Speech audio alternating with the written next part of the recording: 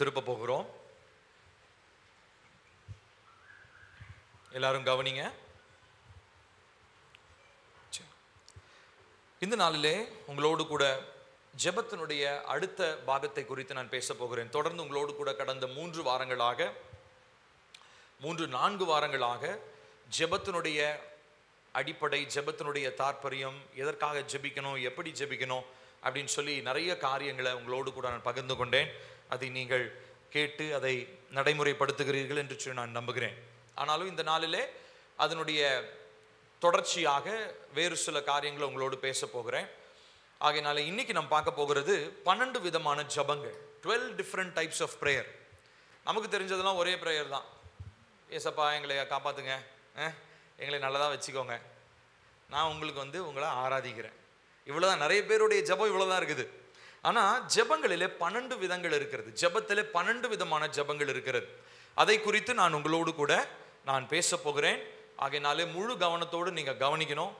Late ஆகிறத பற்றி நம்ம யோசிக்க வேணாம், நமக்கு உணவு இருக்கிறது. ஆகையினாலே நான் சீக்கிரம் முடிச்சிடுறேன், ஆனாலும் நீங்கள் முழு கவனத்தோடு கவனிங்க.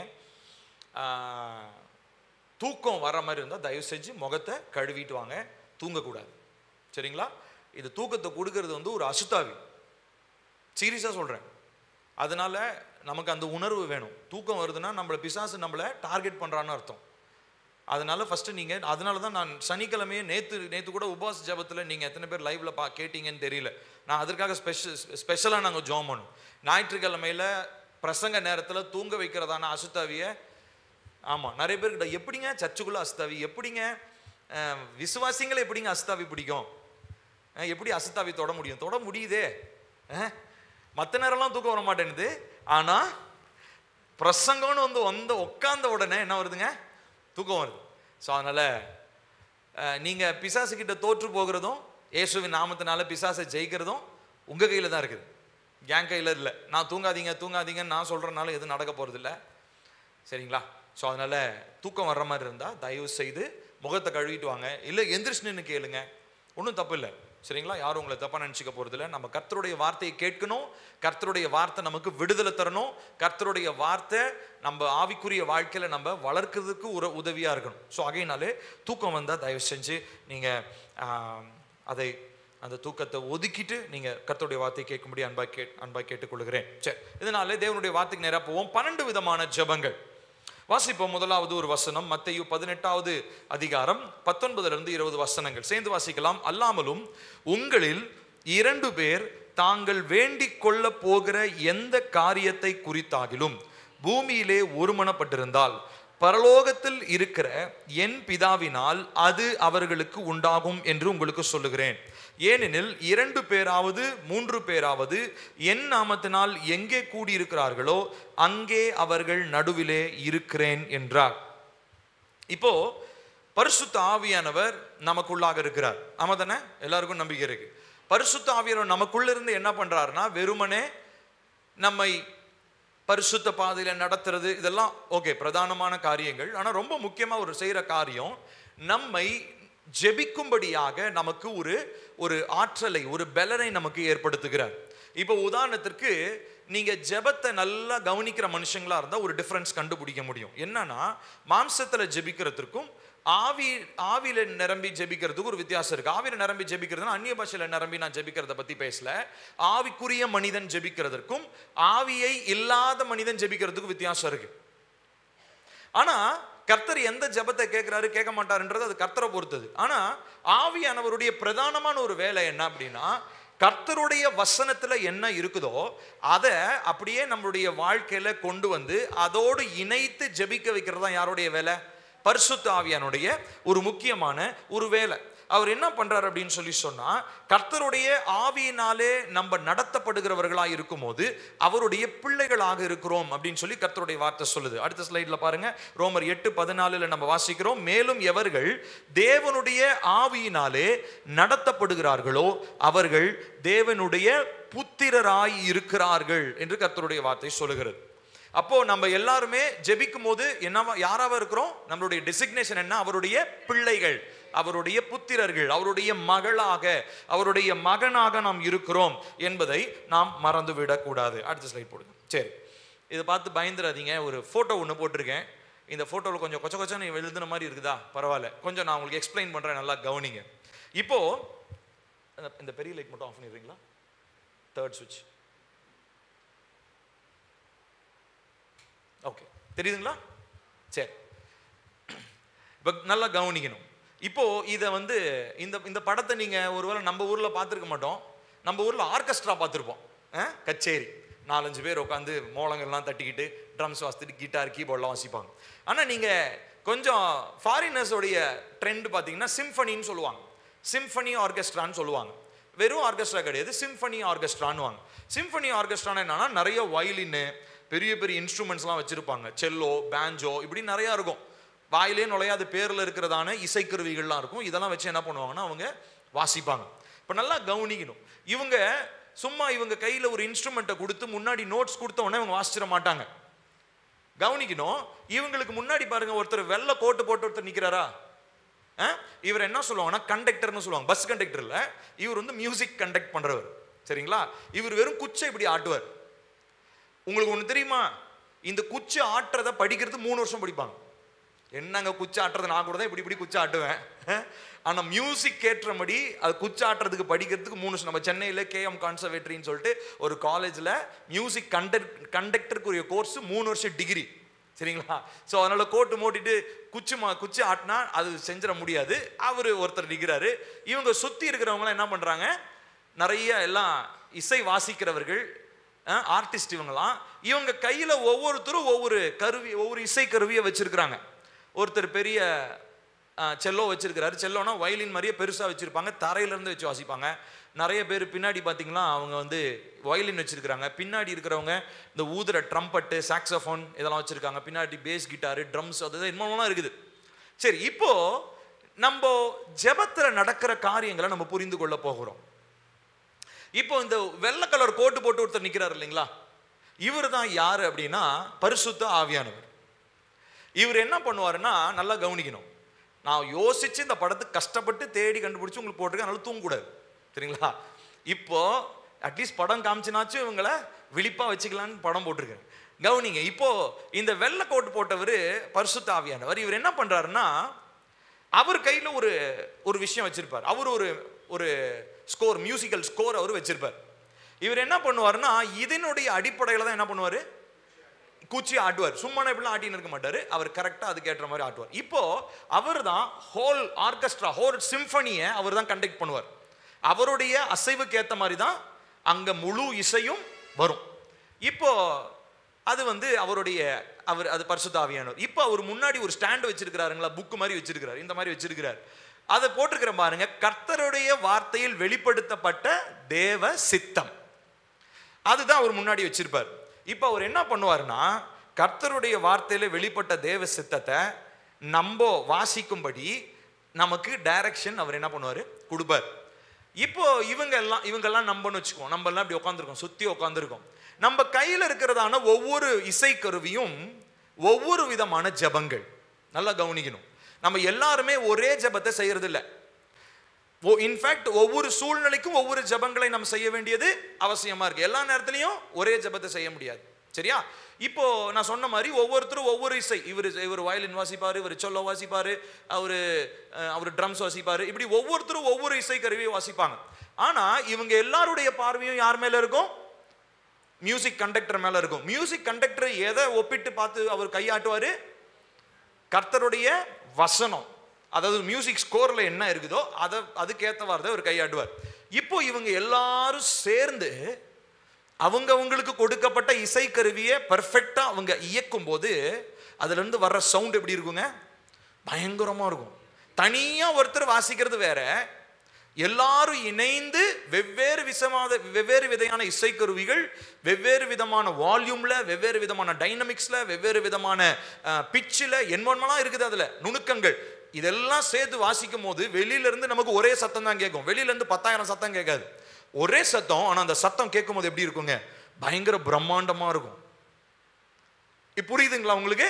சோ இப்போ நம்ம எல்லாரும் இந்த மக்களாக இருக்கிறோம். நம்ம கையில் இருக்கிற இவங்க கையில் இருக்கிற இசை கருவிகள்லாம் எதை காண்பிக்கிறதாக இருக்கிறது, ஜபங்களை காண்பிக்கிறதா இருக்குது. நிறைய பேர் வந்து பாத்தீங்கன்னா அந்த ஜபம்னா அந்த ஜபத்திலே ஃபிக்ஸ் ஆயிடுவாங்க. கிடையாது, நமக்கு எல்லா இன்ஸ்ட்ருமெண்ட்டுமே நமக்கு வாசிக்க தெரிஞ்சிருக்கணும். இப்போ இந்த மியூசிக் கண்டக்டர் இருக்காரு இல்லைங்களா, இவருக்கு அங்க இருக்கிற எல்லா இன்ஸ்ட்ருமெண்ட்டும் வாசிக்க தெரியும்.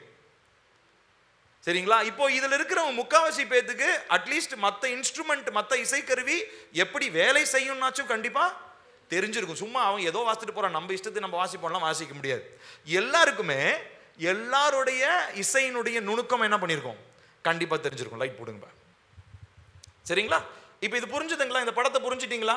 இப்போ நம்ம ஜெபிக்கும் போது லிட்டரலா என்ன நடக்குதுங்க, சிம்பனி ஆர்கெஸ்ட்ரா மாதிரி நம்மளை ஆர்கெஸ்ட்ரேட், நம்மளை வழிநடத்துகிறவர் யாரு, பரிசுத்த ஆவியானவர். எதனுடைய அடிப்படையில் நம்ம வழி நடத்துகிறார், வேதத்தினுடைய கர்த்தருடைய வார்த்தையில வெளிப்படுத்தப்பட்ட தேவ சித்தத்தின்படி வழி நடத்துகிறார். நம்ம எல்லாருடைய கையிலும் இசைக்கருவிகள் மாதிரி நம்ம கையில ஒவ்வொரு விதமான ஜபங்களை கர்த்தர் கொடுத்திருக்கிறார். நம்ம ஒவ்வொரு விதமான ஜபங்களை சபையாய் குடும்பமாய் சேர்ந்து அதை நம்ம செய்யும் பொழுது கர்த்தர் அதுக்கு ஒட்டுமொத்த அந்த ஜபத்திற்கும் எப்படி கொடுக்கிறாருங்க, ஒரு பதிலை அவர் கொடுக்க உண்மை உள்ளவராக இருக்கிறார். எல்லாரும் எல்லாத்துலயும் தெரிஞ்சிருக்கணும்னு அவசியம் இல்லை, எல்லாரும் தெரிஞ்சிருக்கணும். ஆனா அதுல வந்து ஒரு இன்ஸ்ட்ருமெண்ட்ல எப்படி இருப்பாங்கன்னா ஸ்பெஷலிஸ்டா இருப்பாங்க. கவனிச்சிருக்கிறீங்களா? இப்போ இந்த ஓரத்தில் இவர் செல்லோ வாசிக்கிறாங்க, ஒரு அம்மா வாசிக்கிறாங்க. இந்த அம்மா செல்லோ வாசிக்கிறாங்க அப்படின்னா அவங்க அதில் கை தேர்ந்தவங்களா இருப்பாங்க. மற்ற எல்லாமே தெரியும், அவங்களுக்கு வயலின் கொடுத்தாலும் வாசிப்பாங்க, மற்ற எல்லாமே தெரியும். ஆனால் ஒன்றில் அவங்க கை தேர்ந்தவங்களா இருப்பாங்க. அப்போ அதே மாதிரி நிறைய விதமான ஜபங்கள் இருக்கிறது. ஆனால் ஒரு ஜபத்தில் கர்த்தர் நம்மளை என்ன பண்ணியிருப்பார்னா ஸ்பெஷலிஸ்டாக நம்மளை மாற்றிருப்பார். சரிங்களா? ஸோ அதை குறித்து தான் இந்த நாளில் உங்களோடு கூட நான் பேச போகிறேன். சரி, முதலாவது நாம் பார்க்கிறது, போடுங்கப்பா ஸ்லைட். முதலாவது இங்க பாருங்க, எபேசியர் 6:18 சேர்ந்து வாசிப்போம். எந்த சமயத்திலும் சகலவிதமான வேண்டுதலோடும் விண்ணப்பத்தோடும் ஆவியிலே ஜபம் பண்ணி அதன் பொருட்டு மிகுந்த மன உறுதியோடும் சகல பரிசுத்தவான்களுக்காகவும் பண்ணும் வேண்டுதலோடும் விழித்து கொண்டிருங்கள். இந்த பாருங்க, இந்த முதல் வசனத்துல வாசிக்கிறோம் சகலவிதமான வேண்டுதல். அப்படின்னா என்ன அர்த்தம்?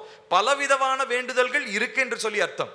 வெறும் ஒன்னே கிடையாது. நான் சொன்ன மாதிரி நிறைய பேர் எடுத்தோடனே எசப்பா என்னை காப்பாற்றுங்க, என்னை நல்லா வச்சுக்கோங்க, நான் போயிலும் முறையில காத்துக்கொள்ளுங்க, ஞாயிற்றுக்கிழமை இந்த வாரம் நான் சர்ச்சுக்கு போகணும், இதெல்லாம் ஜென்ரலான ப்ரேயர் பாயிண்ட்ஸ் இல்லைங்களா? இந்த மாதிரி சொல்லி ஆமேன் ஸ்தோத்திரம் அல்லேலூயா அப்படின்ட்டு போட்டு முடிச்சுட்டு போயிடுவோம். இது மட்டும் தான் நிறைய பேருக்கு வாழ்நாள் ஃபுல்லாக இதே தான் ஜபம். ஆனால் அப்படி இல்லை. இன்னைக்கு 12 விதமான ஜபங்களை நம்ம எக்ஸ்ப்ளோர் பண்ண போகிறோம். அந்த ஜபங்களில் நீங்கள் எதுக்கு உங்களை வந்து ஒரு ஸ்பெஷலிஸ்ட்டை ஒரு ஜபத்தில் வச்சிருப்பார், அது என்னன்றதை நீங்கள் இன்னைக்கு புரிந்து கொள்ள போறீங்க. முதலாவது நான் பார்க்கிறது, போடுங்கப்பா, பிரைஸ் அண்ட் தேங்க்ஸ் கிவிங், துதி ஸ்தோத்திர ஜெபம். சரிங்களா? துதி ஸ்தோத்திர ஜெபம். சரி, இப்போ துதிக்கிறதுனா என்னதுங்க? துதிக்கிறது அப்படின்னா இப்போ உங்ககிட்ட கேட்டால் துதிக்கிறது என்ன சொல்லுவீங்க? கர்த்தரை துதித்தல். கர்த்தர் நல்லவர், வல்லவர், பெரியவர், சிறந்தவர், வானத்தையும் பூமியும் உண்டாக்கினவர் அப்படின்னு சொல்லி துதிக்கிறது. அதாவது துதிக்கும் ஸ்தோத்திரத்துக்கும் வித்தியாசம் இருக்குங்க, நல்லா கவனிக்கணும். துதி ஸ்தோத்திர ஆராதனைன்னு வாங்க. என்ன துதி என்ன ஸ்தோத்திரம்? துதியும் ஸ்தோத்திரம் ஒண்ணு கிடையாது, வேற வேற. துதின்றது தேவனுடைய பொதுவான அவருடைய தன்மைகளை சொல்லுவதுதான் துதி. அதாவது உதாரணத்திற்கு வானத்தையும் பூமியும் உண்டாக்கினவரே, சர்வ வல்லவரே, அதாவது பொதுவா இருக்கிறது எல்லாமே தேவனுடைய பொதுவான சுபாவங்களை சொல்றது துதி. ஆனா உங்களுக்கு தனிப்பட்ட விதத்துல ஒரு நன்மையை செஞ்சிருப்பார் இல்லையா, அதுக்காக நீங்க செலுத்துறது பேரு தான் அது ஸ்தோத்திரம். நான் சொல்றது புரியுதா? துதி வேற, ஸ்தோத்திரம் வேற. நல்ல டீப்பா கவனிக்கணும். துதினா என்னது? தேவனுடைய அவருடைய பொதுவான தன்மைகளை சொல்றது துதி. ஆனா ஸ்தோத்திரம்னா என்ன அர்த்தம்? தனிப்பட்ட விதத்துல என்னை, இப்போ உதாரணத்திற்கு என்னை மரண கட்டிலிருந்து விடுவித்திரே ஸ்தோத்திரம், என் குடும்பத்தை ஆபத்திலிருந்து காப்பாற்றினீரே ஸ்தோத்திரம். சோ இப்படி ஸ்தோத்திரம் சொல்றது என்னை எனக்கு ஸ்பெசிபிக்கா எனக்குன்னு பிரத்யேகமா நான் கஸ்டமைஸ் பண்ற பிரேயர். அதுதான் துதின்றது. என்னது? கஸ்டமைஸ்டு கிடையாது, இது ஜெனரலா கர்த்தரை துதிக்கிறது. ஒரு சில வசனங்களை வாசிக்கலாம். சங்கீதம் 48:1 சேர்ந்து வாசிப்போம். கர்த்தர் பெரியவர், அவர் நமது தேவனுடைய நகரத்திலும் தமது பரிசுத்த பர்வதத்திலும் மிகவும் துதிக்கப்படத்தக்கவராக இருக்கிறார். ஸ்தோத்திரத்தை பத்தி ஒரு வசனம் இருக்கு, பிலிப்பியர் 4:6 சேர்ந்து வாசிப்போம். நீங்கள் ஒன்றுக்கும் கவலைப்படாமல் எல்லாவற்றையும் குறித்து உங்கள் விண்ணப்பங்களை ஸ்தோத்திரத்தோடு கூடிய ஜெபத்தினாலும் வேண்டுதலினாலும் தேவனுக்கு தெரியப்படுத்துங்கள். ஃபர்ஸ்ட் பார்த்தது கர்த்தர் பெரியவர் அப்படின்னு சொல்லி அவருடைய பொதுவான சுபாவம். ஆனா 2 பிலிப்பியர்ல நம்ம பார்த்தது என்னதுங்க? எப்படிப்பட்டது? தனிப்பட்ட விதத்துல நம்ம எதற்கும் கவலைப்படாம நம்மளுடைய வாழ்க்கையில ஏறெடுக்கிறதான ஸ்தோத்திரங்களை அது குறிக்கிறதாக இருக்கிறது. பாருங்க, ரெண்டையும் சேர்த்து சொல்றதுக்கு இன்னொரு வசனம் இருக்கு. சங்கீதம் 104 வாசிப்போமா? அவர் வாசல்களிலே துதியோடும் அவர் பிரகாரங்களிலே புகழ்ச்சியோடும் பிரவேசித்து அவரை துதித்து அவருடைய நாமத்தை ஸ்தோத்திரியுங்கள். இப்போ நல்லா கவனிக்கணும். இப்ப சர்ச்சுக்குள்ள வரும்போது, கர்த்தருடைய ஆலயத்துக்குள்ள வரும்போது இது ரெண்டுமே நடக்கணுமா? அவருடைய வாசல்களிலே துதி, அடுத்ததா அவருடைய பிரகாரங்களில் புகழ்ச்சி. புகழ்ச்சினா ஸ்தோத்திரத்தை தான் குறிக்குது, சரிங்களா? ஸ்தோத்திரத்தோடு பிரவேசித்து அவரை துதித்து அவருடைய நாமத்தை ஸ்தோத்திரியுங்கள். சரியா? இன்னைக்கு நம்ம சங்கீதத்திலையும் அதை பத்தி தான் நம்ம பார்த்தோம் இல்லைங்களா? அசோக் சொன்னாரு, என்ன சொன்னாருங்க? ஆராதனையில நம்ம கர்த்தரை நம்ம எப்படி துதிக்கிறோம் அப்படின்னு சொல்லி. அப்போ இந்த துதி ஸ்தோத்திரன்றது ஆலயத்துல ரெண்டுமே சேர்ந்து நடக்கும். நான் சொல்றது புரியுதுங்களா? இவரு தாவீது ரொம்ப அழகா சொல்றாரு, அவர் வாசல்களிலே. அப்படின்னா என்ன அர்த்தம்? அந்த கேட்டுல வரும்போது கர்த்தர் நல்லவர்னு அப்படியே சொல்லிக்கிட்டே வரணும். அப்புறம் இங்க பிரகாரத்துக்குள்ள வரும்போது என்ன சொல்லிடணுமா? கர்த்தாவே, என்னை உயிரோடு கொண்டு வந்து இங்க நிறுத்தினீங்களே, உமக்கு ஸ்தோத்திரம். பழைய ஏற்பாட்டில் அவங்க அப்படி செஞ்சிருக்காங்க. இன்ஃபேக்ட் நம்ம இங்க செய்யணும்னு அவசியம் இல்லை, பட் நம்ம எல்லா இடத்துலையும் அதை செய்யணும். ஏன்னா எல்லா இடத்துலையும் அவர் நம்மோடு கூட இருக்கிற தேவனா இருக்கிறார். ஆகையினாலே துதியோடும் ஸ்தோத்திரத்தோடு அவருடைய சமூகத்திலே நாம் பிரவேசிக்க வேண்டியது அவசியமா இருக்கிறது. நம்ம ஒரு இடத்துல நம்ம கவனிச்சு பார்த்தோம்னா, இயேசப்பாவுடைய அந்த அந்த அந்த அவர் சுவிசேஷம் பிரசங்கித்த அந்த நாட்களில் லூக்கா 17 எடுத்து வாசிக்க வேண்டாம், ஜஸ்ட் மார்க் பண்ணிக்கோங்க. லூக்கா 17, 18, 19 ஒரு 10 குஷ்டரோகிங்க வந்து பார்த்தீங்கன்னா இயேசப்பாவை தேடி வராங்க. இயேசப்பா சுகம் தருவாருன்னு. இப்போ இதுல நல்லா கவனிக்கணும். சரி, என்னத்துக்கு வந்தீங்க? ஐயா, எங்களுக்கு சுகம் கொடுங்கய்யா. சரி, நீங்க போக, உங்களுக்கு சரியாயிடும். போற வழியிலேயே சரியாயிடுச்சு. எது கையெல்லாம் வைக்கல, போற வழியிலேயே சரியாயிடுச்சு. ஆனா ஒருத்தர் மட்டும் என்ன ஆகுறாரு? ரிட்டர்ன் வர்றாரு. வந்து என்ன பண்றாருன்னா, காலில் விழுந்து நன்றி சொல்றாரு. உடனே கேட்கிறாரு, டேய், உன் கூட இருந்தவங்க எத்தனை பேர் இருந்தானுங்க? அவனுங்களுக்கெல்லாம் சுகம் கிடைச்சதா? ஆமா, கிடைச்சது. அவங்கெல்லாம் எங்க? அவங்கெல்லாம் காணுங்க, அவனுங்கெல்லாம் போயிட்டானுங்க. இப்ப இவர் ஒருத்தருக்கு மட்டும் என்ன இருந்திருக்குன்னா, நன்றி சொல்லணும். நன்றி உள்ள இருந்துச்சு. அதனால திரும்ப வந்து கர்த்தருக்கு உரிய துதியும் ஸ்தோத்திரத்தையும் செலுத்தும்படியாக அவர் வருகிறத நம்ம பார்க்கிறோம். கர்த்தர் அவன் மேல இரக்கம் உள்ளவரா இருக்கிறத நம்ம பார்க்கிறோம். பாருங்க, ஏசாயா 60:18 வாசிப்போம். உன் மதில்களை ரட்சிப்பு என்றும் உன் வாசல்களை துதி என்றும் சொல்லுவாய். துதி, ஸ்தோத்திரம், துதி, ரட்சிப்பு இதெல்லாமே தேவ பிள்ளைகளுக்கு உரித்தான ஒரு சொத்து. அப்ப தேவனை ஆராதிக்கிறது அப்படின்றது இது வெறும் துதி ஸ்தோத்திரம் மட்டும்தான். ஆராதனைன்றது தனி. அது என்னது ஆராதனை? இதுதாங்க ஆராதனை கிடையாது. இது ஃபர்ஸ்ட் பார்ட். ஆராதனையை பத்தி நம்ம அடுத்து பார்க்க போறோம், சரிங்களா? சரி, அடுத்த ஸ்லைடுக்கு போங்கப்பா. இப்ப அடுத்தது நம்ம பார்க்கிறது ஆராதனை ஜெபம். என்னது ஆராதனை ஜெபமா? சரி, முதல்ல சொன்னீங்க துதி ஸ்தோத்திர ஜெபம், ஓகே. இது என்ன ஆராதனை ஜெபம்? கவனிப்போம். இது செகண்ட் பாயிண்ட். இது ஏசாயா 6:2 ஒரு காரியம் இருக்கு, வாசிப்போம். சேராபீன்கள் அவருக்கு மேலாக நின்றார்கள், அவர்களில் ஒவ்வொருவனுக்கும் அவ்வாறு செட்டைகள் இருந்தன. அவனவன் 2 செட்டைகளால் தன் தன் முகத்தை மூடி, 2 செட்டைகளால் தன் தன் கால்களை மூடி, 2 செட்டைகளால் அவன் பறக்கிறாங்க. பறந்து ஆண்டவரை சுத்தி சுத்தி என்னன்னு சொல்றாங்களாம்? சேனைகளின் கர்த்தர் பரிசுத்தர், பரிசுத்தர், பரிசுத்தர்னு சொல்றாங்களாம். சரி, இப்ப கவனிக்கணும். துதி ஸ்தோத்திரம் வேற, ஆராதனை வேற. துதி ஸ்தோத்திரம்னா என்னன்னு சொல்லிட்டேன். இப்ப ஆராதனைன்றது it is not a matter of your words. உங்கள் வார்த்தையை பொறுத்ததல்ல. ஆராதனை என்பது உங்களுடைய ஆட்டிடியூடை பொறுத்தது. ஆட்டிடியூட்னா என்ன தெரியுமா? உங்களுடைய மனநிலையை பொறுத்தது. நீங்க கர்த்தரை ஆராதிக்க வரும்போது என்ன மனநிலையில வரீங்களோ அதுதான் ஆராதனைக்கு பிரியமானது. இப்ப உதாரணத்திற்கு நீங்க சரீர பிரகாரமா நம்ம செய்யறதான காரியங்கள். இப்போ உதாரணத்திற்கு நீங்க நம்ம பாட்டு பாடுறோம். பாட்டு பாடும்போது நீங்க சந்தோஷமா என்ன பண்றீங்க? கரங்களை தட்டுறீங்க. நான் சொல்லி தட்டுறது வேற, நீங்களா தட்டுறது வேற, கரெக்டா? இப்போ நீங்க கைகளை தட்டும் போது நீங்க என்ன பண்றீங்க? உங்க சரீரத்துல கர்த்தருக்குரிய அந்த கணத்தை என்ன பண்றீங்க? உங்க சரீரத்துல நீங்க வெளிப்படுத்துறீங்க, கரெக்டா? சில நேரங்கள்ல அர்ப்பணிக்கும் போது, இல்ல நம்ம ஒரு பாட்டு பாடுறோம், பலிபீடத்தில் என்னை பரணேன்னு பாடும்போது உடனே என்ன பண்றீங்க? முழங்கால் படியிடுங்கன்னு நான் சொல்ல வேண்டிய அவசியம் இல்லை. ஒரு சிலர் நீங்களா என்ன பண்றீங்க? முழங்கால் படியிடுறீங்க. படணும், அப்படிதான் இருக்கணும், நான் சொல்லி வரக்கூடாது. அதனாலதான் நிறைய நேரங்கள்ல வந்து பாத்தீங்கன்னா சபை வந்து ஒரு சடங்கா மாறினதுக்கான காரணம் என்ன தெரியுங்களா? வர்ஷிப்ல தான் அது மாறுது. வர்ஷிப் எப்படி இருக்கணும்? உள்ளத்துல இருந்து வரணும். ஆனா வர்ஷிப் இப்ப எப்படி ஆயிடுச்சு தெரியுமா? ஸ்டேஜ்ல இருந்து வருது. கவனிக்கணும். எல்லாரும் என்ன பாருங்க, எங்க தயவு செஞ்சு தூக்கம் வந்தா போய் மூஞ்ச கழுவிட்டு வாங்க ப்ளீஸ். தயவு செய்து தூக்கம் வந்தா போய் முகத்தை கழுவிட்டு வாங்க, தூங்காதீங்க. கவனிங்க, நல்லா கவனிக்கணும். அதாவதுங்க, மேடையிலிருந்து வர்ஷிப் வரக்கூடாது. வர்ஷிப் எங்க இருந்து வரணும்? ஆராதனை இருதயத்திலிருந்து வரணும். ஏன்னா இங்க தான் தேவன் வாசம் பண்றார். இங்க நம்ம மத்தியில் அவருடைய பிரசன்னம் இருக்கலாம், ஆனா அவர் எங்க இருக்கிறாரு? என் இருதயத்தில் இருக்கிறார். அப்ப இருதயத்திலிருந்து தான் என்னுடைய ஆராதனை வரணும். இப்போ இந்த தேவதூதர்களை பாருங்க, இவங்க என்ன பண்றாங்க? இவங்க சும்மா அப்படியே நின்றுக்கிட்டு பரிசுத்தர் பரிசுத்தர் பரிசுத்தர்லாம் சொல்ல அட்டென்ஷன்ல, இவங்களுக்கு ஒரு ஆட்டிடியூட், அவங்களுடைய சரீரத்திலேயே ஒரு ஆக்ஷன் இருந்தது, ஒரு செயல்பாடு இருந்தது. மொத்தம் 6 ரெக்கை இருக்குங்களா அவங்களுக்கு. 2 ரெக்கையினால தலையை மூடிக்கிறாங்க, ஃபேஸை கவர் பண்ணிக்கிறாங்க.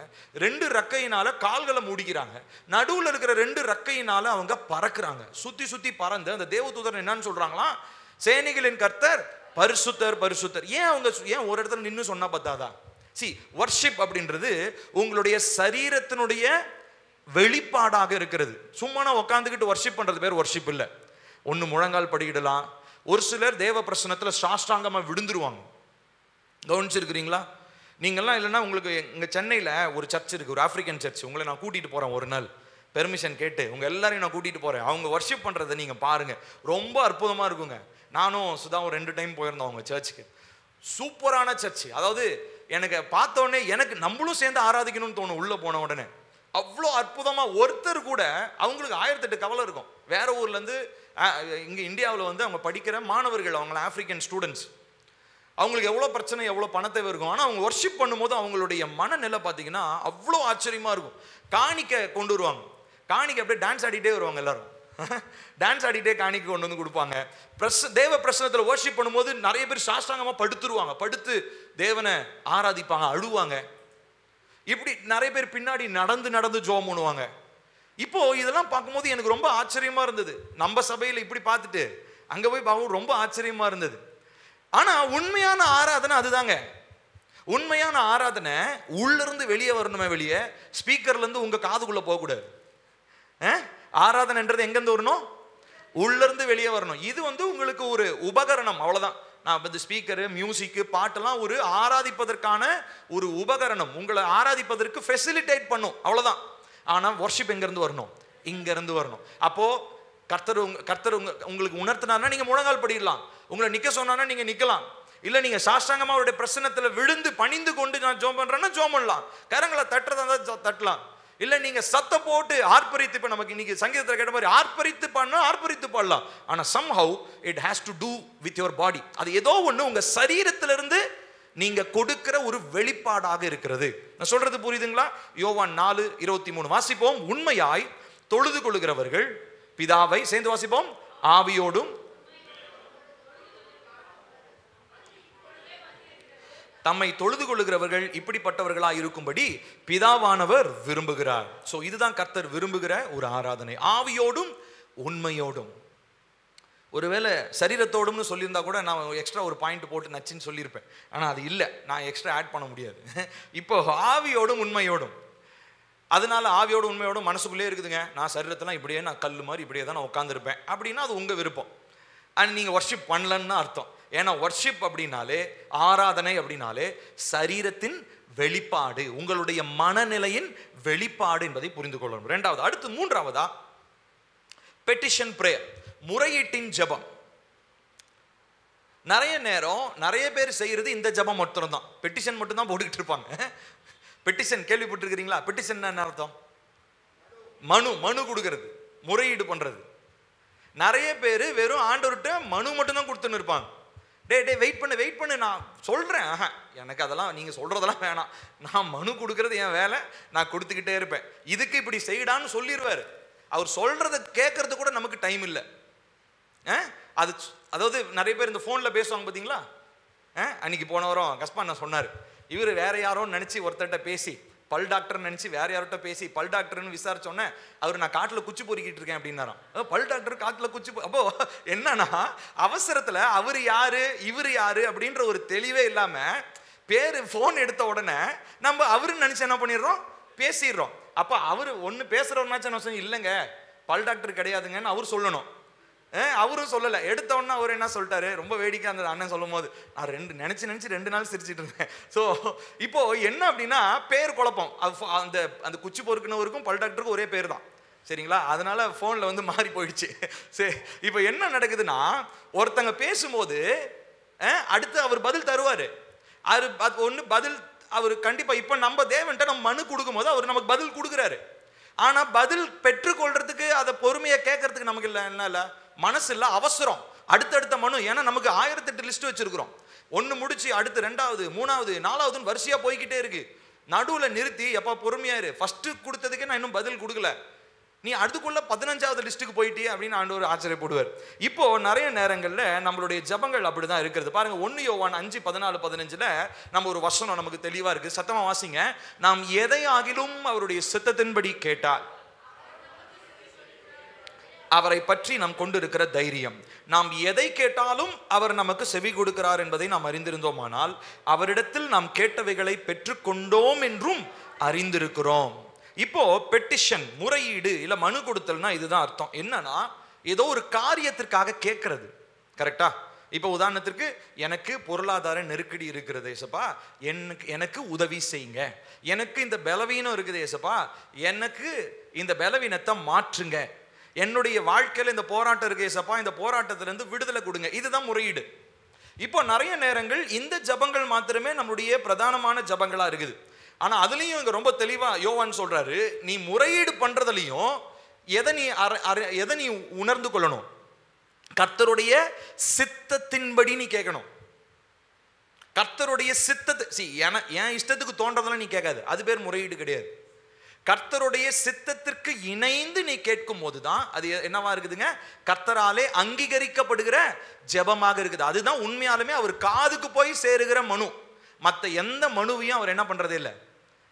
ஆமா, அவர் ஏத்துக்கிறதே கிடையாது. பாருங்க, மார்க் 11:24 நம்ம வாசிக்கலாமா? சத்தமா வாசிங்க. ஆதலால் நீங்கள் ஜெபம் பண்ணும்போது எவைகளை கேட்டுக்கொள்வீர்களோ அவைகளை பெற்றுக்கொள்வோம் என்று விசுவாசியுங்கள், அப்பொழுது அவைகள் உங்களுக்கு உண்டாகும் என்று சொல்லுகிறேன். இதுதான் கொஞ்சம் கஷ்டமா இருக்குது. அதாவதுங்க, இப்போ உதாரணத்திற்கு எனக்கு பொருளாதார நெருக்கடியிலிருந்து எனக்கு விடுதலை வேணும்னு நான் ஜெபம் பண்றேன். இப்போ ஜெபம் பண்ணும்போது ஏசப்பா என்ன சொல்றாருன்னா, அந்த நெருக்கடியிலிருந்து விடுதலை ஆயிட்டேன்னு சொல்லி நீ விசுவாசின்றாரு. நம்மலாம் எப்படி பழக்கமானோம்? மாம்சத்தில் நம்ம எப்படி பழக்கப்பட்டுட்டோம்னா, லிட்டரலாவே அந்த விடுதலை வந்ததுக்கு அப்புறம் தான் அதை என்ன பண்ணுவோம்? நம்ம நம்புவோம். வர்றதுக்கு முன்னாடி அதை நம்புவோமா? நம்ம மைண்ட் செட்டே அப்படிதான். எல்லா ஊர்லயும், எல்லா நாட்டிலையும், எல்லா இனத்திலையும் இப்படிதான். எந்த ஒரு காரியத்தையும் பார்த்ததுக்கு அப்புறம் தான் என்ன பண்ணுவோம்? நம்ம நம்புவோம். பார்க்காததுக்கு முன்னாடி வார்த்தையினால சொன்ன உடனே நம்ம என்ன பண்ண மாட்டோம்? நம்ப மாட்டோம். இப்போ இதே பிரச்சனை தான் நம்ம கிட்ட ஜபத்துலையும் வந்துருச்சு. ஜபத்துல ஏசப்பா ஒரு படி மேல போக சொல்றாரு. நீ ஜெபம் பண்ணிட்டு நீ ஜெபம் பண்ணது கிடைக்கும்னு சொல்லி, கிடைச்சிருச்சுன்னு சொல்லி நீ விசுவாசி. இப்போ இந்த விசுவாசிக்கிறதா ரொம்ப கஷ்டமான பார்ட். ஏன்னா அது லிட்டரலா அது நடக்கக்கூடிய சாத்தியக்கூறே இல்லையே. இப்போ உதாரணத்துக்கு நான் சொன்ன மாதிரி பொருளாதாரத்துக்காக நான் ஜெபம் பண்றேன். 1 லட்சம் ரூபாய் எனக்கு கடன் பிரச்சனை இருக்குது. அந்த 1 லட்சம் ரூபாய் நான் வர்ற திங்கக்கிழமைக்குள்ள நான் கட்டணும். இப்போ நல்லா கவனிக்கணும். இப்போ நான் ஜெபம் பண்ணும்போது நான் ஜெபம் பண்ணுறேன், ஏசப்பா எனக்கு நாளைக்கு நான் 1 லட்சம் ரூபா செட்டில் பண்ணணும், எனக்கு எப்படின்னே தெரியாது, நீங்கள் தான் எனக்கு உதவி செய்யணும். கவனிங்க, இது உண்மையாக நிறைய பேருடைய வாழ்க்கையில் நான் பார்த்துருக்கேன், நான் அதை அனுபவிச்சிருக்கேன். அதனால் நான் சொல்கிறேன், கவனிங்க. இப்போது நாளைக்கு நான் 1 லட்ச ரூபா கட்டணும். என் வாழ்க்கையில் இப்போ நான் என்ன பண்ணுறேன்? நான் ஜெபம் பண்ணுறேன், ஏசப்பா இந்த 1 லட்ச ரூபா வேறு வழியே இல்லை, எனக்கு வந்தே ஆகணும் அப்படின்னு சொல்லிட்டு நான் உட்காந்து பதறி போய் இருந்தேன். அப்படின்னா அந்த 1 லட்ச ரூபாக்கான ஜபமும் கேட்கப்படாது, 1 லட்ச ரூபாயும் வராது. ஏன்னா நான் என்ன பண்ணலன்னா ஜெபம் பண்ணியிருக்கேன். ஆனால் அந்த ஜெபத்தினுடைய அடுத்த முக்கியமான பாட்டு என்ன தெரியுமா? விசுவாசிக்கிறது. சரி, இந்த விசுவாசம் ஏன் நமக்கு கஷ்டமா இருக்கு தெரியுமா? ஏன்னா லிட்டரலா நம்ம எதை பார்க்கறது, நம்ம எதை பார்த்து தான் நம்ம வளர்ந்துட்டோம்? கண்ணால பார்க்கறத மாத்திரம் தான் பார்த்து நம்ம வளர்ந்துட்டோம். அதனாலதான் கர்த்தருடைய வார்த்தை சொல்லுது, நாம் தரிசித்து நடவாமல் நாம் விசுவாசித்து நடக்கிறோம். We do not walk by sight, but rather we walk by faith.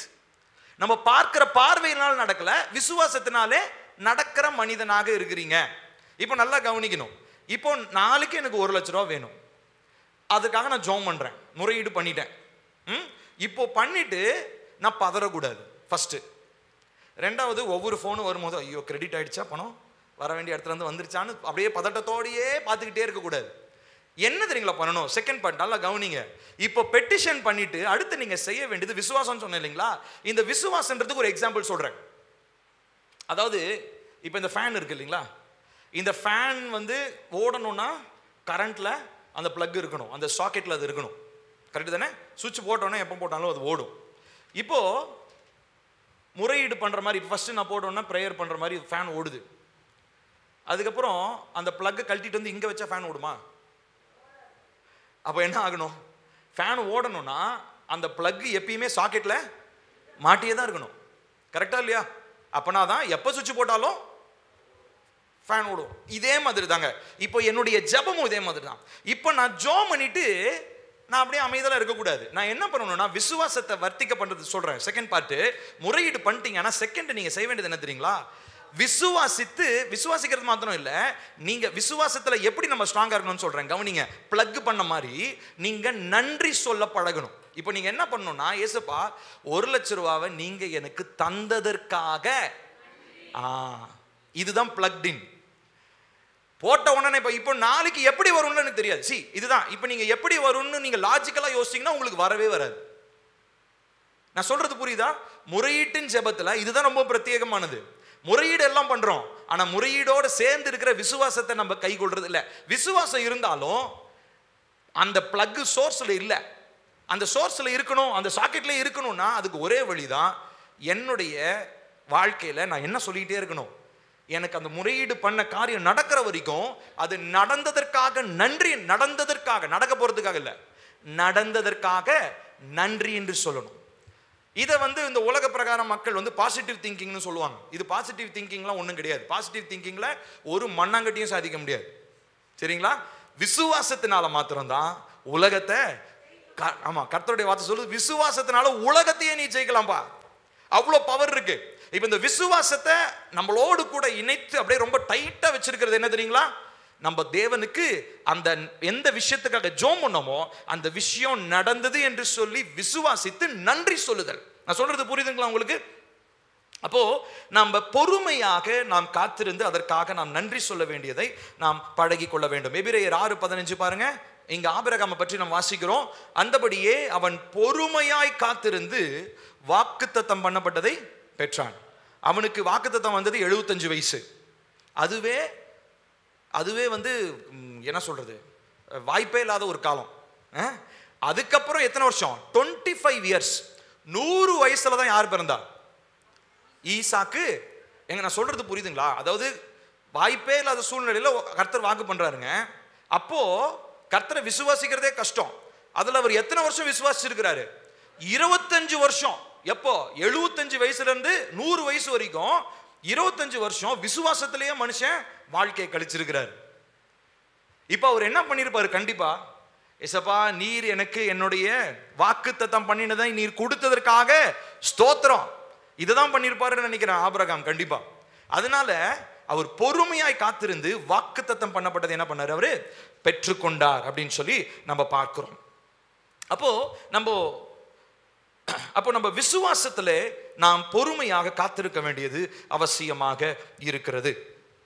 அப்போ நம் விசுவாசத்துல காத்திருக்கும் போது என்ன நடக்குது, இல்ல விசுவாசத்துல காத்திருக்கும் போது என்ன நடக்குது? 3 காரியங்கள் நடக்குது. முதலாவது, கர்த்தருடைய வல்லமை வெளிப்படுகிறது. The power of God is released in faith. விசுவாசத்துல நாம் உறுதியாய் தரித்திருக்கும் போது கர்த்தருடைய வல்லமை வெளிப்படுத்தப்படுகிறது. அடுத்தது, நமக்கு ஒரு உற்சாகம் ஏற்படுகிறது. ஃபெய்த் அப்படின்னாலே உற்சாகம்னு அர்த்தம். துவண்டு போறவனுக்கு உண்டாகிறது என்னது? உற்சாகம். அது ஃபெய்த், விசுவாசம் தான் நமக்கு கொடுக்கிறதாக இருக்கு. அடுத்தது, மூன்றாவதா, விசுவாசம் நம்மை பலப்படுத்துகிறதாக இருக்கிறது. Faith strengthens us. 3 காரியங்களை சொல்றேன். விசுவாசம் கர்த்தருடைய வல்லமையை வெளிப்படுத்தும், விசுவாசம் உங்களை உற்சாகப்படுத்தும், விசுவாசம் உங்களை பலப்படுத்தும். Faith releases the power of God, faith encourages you, faith strengthens you. Hallelujah. ஆமா, தினந்தோறும் நம்ம இத விசுவாசத்தோட நம்ம முறையிடுறோம். ஆனா அது கூட என்ன இருக்கணும்? விசுவாசம் இருக்கணும். வெறும் விசுவாசம் இல்ல, விசுவாசம் என்ன காரியத்திற்காக ஜெபிக்கிறோமோ அது நடந்தது என்று சொல்லி என்ன பண்ணணும்? வாயினால அறிக்கை செய்து நன்றி சொல்ல பழகணும். ஒரு ஜெபம் இருக்குது. இந்த ஜெபத்தை நான் உங்களுக்கு வாட்ஸ்அப்ல அனுப்பிச்சு விடுறேன். குட்டி ஜெபம் தான், ரொம்ப ரொம்ப குட்டி ஜெபம். இது பெரியவங்க சின்ன பிள்ளைங்க எல்லாருமே மனப்பாடம் பண்ணி டெய்லிக்குமே இந்த ஜெபத்தை நீங்க என்ன பண்ண போறீங்க? அறிக்கை பண்ண போறீங்க விசுவாசத்தோட. போடுங்க பார்த்து ஸ்லைட்ல பாருங்க. சேர்ந்து வாசிப்போமா? என்னுடைய சரீரம் பரிசுத்த ஆவியானவர் வாசம் செய்யும் ஆலயமாயிருக்கிறது. நான் மீட்கப்பட்டு சுத்திகரிக்கப்பட்டு பரிசுத்தமாக்கப்பட்டிருக்கிறேன். என்னுடைய அவயவங்களை தேவனுடைய மகிமைக்கென்றும் அவரின் சேவைக்கென்றும் நீதியின் அவயவங்களாக அர்ப்பணிக்கிறேன். பிசாசுக்கு என் மீது எந்த அதிகாரமும் இல்லை. அவன் வல்லமை என் மேல் செயல்பட முடியாது. எனக்கும் பிசாசுக்கும் எந்த தொடர்பும் இல்லை. எல்லாம் இயேசுவின் இரத்தத்தினால் சரி செய்யப்பட்டிருக்கிறது. நான் சாத்தானையும் அவன் கிரியைகளையும் ஆட்டுக்குட்டியானவரின் இரத்தத்தினாலும் என்னுடைய சாட்சியின் வசனத்தினாலும் மேற்கொள்ளுகிறேன். ஆமென், ஆமென். ஒரு விஷயம் சொன்னா ஆமென் சொன்னீங்கன்னா அது நடக்கும், இல்லைன்னா நடக்கவே நடக்காது. ஆமென், ஹல்லேலூயா. அப்போ நீங்க இதை என்ன பண்ணுங்க, நான் இந்த டெக்ஸ்ட், இந்த சின்ன டெக்ஸ்ட் நான் உங்களுக்கு வாட்ஸ்அப்ல அனுப்புறேன். இது ஒரு 4 சென்டென்ஸ் தான், ஒரு 4-5 சென்டென்ஸ் தான். இது மனப்பாடம். நீங்க 4 தடவை ஃபேமிலியா உட்காந்து இதை ஜோம் பண்ணீங்கன்னா என்ன ஆயிடும்? மனப்பாடம் ஆயிடும். சரிங்களா? ஸோ அதனால இது ஃபேமிலியா நீங்க டெய்லிக்கும் காலையில நைட்டு என்னென்ன டைம்லாம் உங்களுக்கு கிடைக்குதோ, ஃபேமிலியா எப்பெல்லாம் உட்காடுறீங்களோ குடும்ப ஜெபத்துல நீங்க என்ன பண்ணலாம்?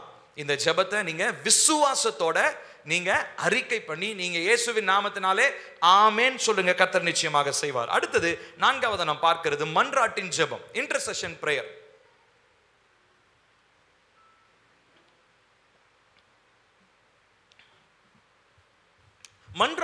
மன்றாட்டு அப்படின்றது, அதை சொல்லணும் அப்படின்னா கிறிஸ்துவ வாழ்க்கையினுடைய ஒரு முக்கியமான கலை அப்படின்னு சொல்லலாம். It's an art. மன்றாடுறது சும்மா எல்லாரும் மன்றாட முடியாது. கவனிக்கணும், மற்ற எல்லா பிரேயரும் ஈஸிங்க. ஆனால் இந்த மன்றாட்டு ஜெபம் இருக்கு பார்த்தீங்களா, இது ரொம்ப ரொம்ப கஷ்டம். இப்போ நான் சொன்ன மாதிரி அந்த சிம்பனி ஞாபகம் வச்சுக்கோங்க, அந்த ஃபோட்டோ, அதில் எல்லாரும் இன்ஸ்ட்ருமெண்ட் வச்சுருப்பாங்க. அதில் பார்த்தீங்கன்னா ரொம்ப கஷ்டமான இன்ஸ்ட்ருமெண்ட்ஸ்னு ஒரு சிலது இருக்கும். அது வந்து பார்த்தீங்கன்னா எனக்கு நான் அறிஞ்ச வரைக்கும், எனக்கு தெரிஞ்ச மியூசிக் வரைக்கும் இந்த விண்ட் இன்ஸ்ட்ருமெண்ட்ஸ், அதாவது ஊதுறாங்க இல்லைங்களா, ட்ரம்பட்டு, சாக்ஸோஃபோன், ஃப்ளூட்டு, நாதஸ்வரம், அந்த மாதிரி, இந்த மாதிரி, அப்புறம் புல்லாங்குழல், இந்த மாதிரி இருக்கிற இன்ஸ்ட்ருமெண்ட்ஸ்லாம் ரொம்ப கஷ்டம். இப்போ இதுக்கு இந்த மாதிரி இன்ஸ்ட்ருமெண்ட்ஸ்லாம் ரொம்ப ஈஸி. அது வந்து என்னன்னா உங்களுடைய மூச்சை தம் கட்டி ஊதணும். அது ரொம்ப ரொம்ப கஷ்டம். ரொம்ப ப்ராக்டிஸ் இல்லைன்னா அது முடியாது.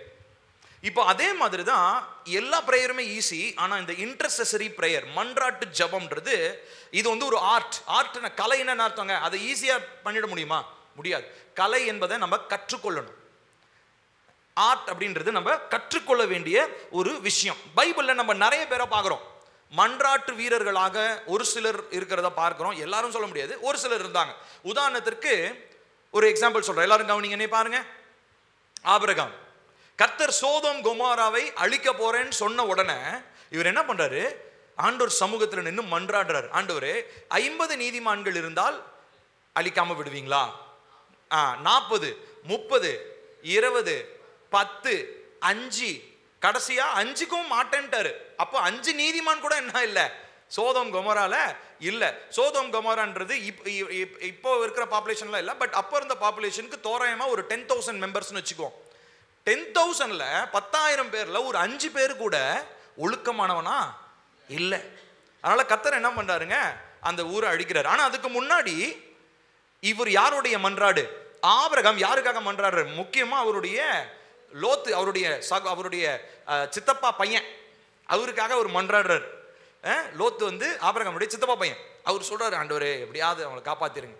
உடனே என்ன சொல்றாரு? சரி, உன் நிமித்தமாக அவங்கள மட்டும் என்ன பண்றேன்? ஊரை விட்டு வெளியே கூட்டிட்டு போறேன். ஆனாலும் நான் அந்த ஊரை அழிக்கிறது தான். இப்ப நல்லா கவனிக்கணும், இந்த மன்றாடு இருந்து ரொம்ப ரொம்ப பொறுமை வேணுங்க. பொறுமையை இழந்துட்டீங்கன்னா, ஆண்டவரே போங்க, என்னமோ பண்ணிட்டு போங்க, நீங்களாச்சு சோதம் கமாராவாச்சு, நம்மள தான் அப்படி தானே பண்ணுவோம். நானும் கேட்டு பார்த்தேன், ஆண்டவர் பதிலே சொல்ல மாட்டேன்றாரு, என்னமோ பண்ணுங்க போங்க அப்படின்னு நான் விட்டுட்டு வந்துட்டேன் அப்படின்னு நம்ம என்ன பண்ணியிருப்போம்? நம்ம வந்திருப்போம். அதே மாதிரி நிறைய நேரங்களில் வந்து பார்த்தீங்கன்னா நம்மளுடைய வாழ்க்கையில் இந்த மன்றாட்டு ஜெபத்தை நம்ம பயிற்சி எடுக்கிறதே இல்லை. இது வந்து நான் சொன்னேன் இல்லைங்களா, கஷ்டமான ஒரு இசைக்கருவி. என்ன பண்ணுவோம் நம்ம? ரொம்ப பிராக்டிஸ், பயங்கர பிராக்டிஸ். எல்லாரும் கவனிங்க, எல்லாரும் நீ பாருங்க, பயங்கரமான ஒரு பிராக்டிஸ். இந்த பிராக்டிஸ் இல்லாம நீங்க என்ன பண்ண முடியாது? இசைக்கருவியை வாசிக்க முடியாது. இப்போ இதே மாதிரி தான் மன்றாட்டு ஜெபம்ன்றது ஈஸியா எல்லாரும் பண்ண முடியாது. அதனால வாங்க எல்லாரும் மன்றாடலாம் வாங்க அப்படின்னு உங்க எல்லாரையும் கூப்பிட்டோன்னா எல்லாரும் வந்து இப்போ தூங்குற மாதிரி தான் அப்பயும் தூங்குவீங்க. எங்க இப்போனாலும் முழிச்சிங்களான்னு பார்த்தா இப்பயும் முழிக்க மாட்டேன்னு. எல்லாரும் மன்றாட முடியாது. மன்றாடுவது என்பது ஒரு கலை. அது வந்து ரொம்ப ஸ்பெசிஃபிக்கா ஒருத்தருக்கு மாத்திரம், ஒரு சிலருக்கு கர்த்தர் கொடுப்பார். அது சரி, எனக்காக அது வேணும்னா நீங்க அதை பழகி கொள்ளலாம். மன்றாடுவதற்கு நீங்க பழகலாம். பைபிள்ல இன்னொருத்தர் இருக்கிறார், அவர் பேர் மோசே. மோசே என்ன பண்றாருன்னா, இந்த இஸ்ரவேல் மக்களுக்காக என்ன பண்றாரு, பல முறை திறப்பின் வாசலில் நின்று மன்றாடுகிறத பாக்குறோம். பாருங்க, யாத்திராகமம் 32:10 வாசிக்கலாமா? ஆகையால் என் கோபம் இவர்கள் மேல் மூளவும் நான் இவர்களை அழித்து போடவும் நீ என்னை விட்டுவிடு, உன்னை ஒரு பெரிய ஜாதியாக்குவேன். இததான் ஆண்டவரை நான் வெயிட் பண்ணிட்டு இருந்தேன். இவனுங்க டென்ஷன் தாங்க முடியல, அவ்வளோ ப்ரெஷர் கொடுக்குறானுங்க எனக்கு. லட்சக்கணக்கான மக்களை அந்த எகிப்துல இருந்து நான் வெளியில கூட்டிட்டு வர்றதுக்குள்ள பாடுபடுத்தி எடுத்துட்டானுங்க. அதனால என்ன பண்றீங்க, ஒட்டு மொத்தமா நீங்க சொன்ன மாதிரியே போட்டு தள்ளிடுங்க.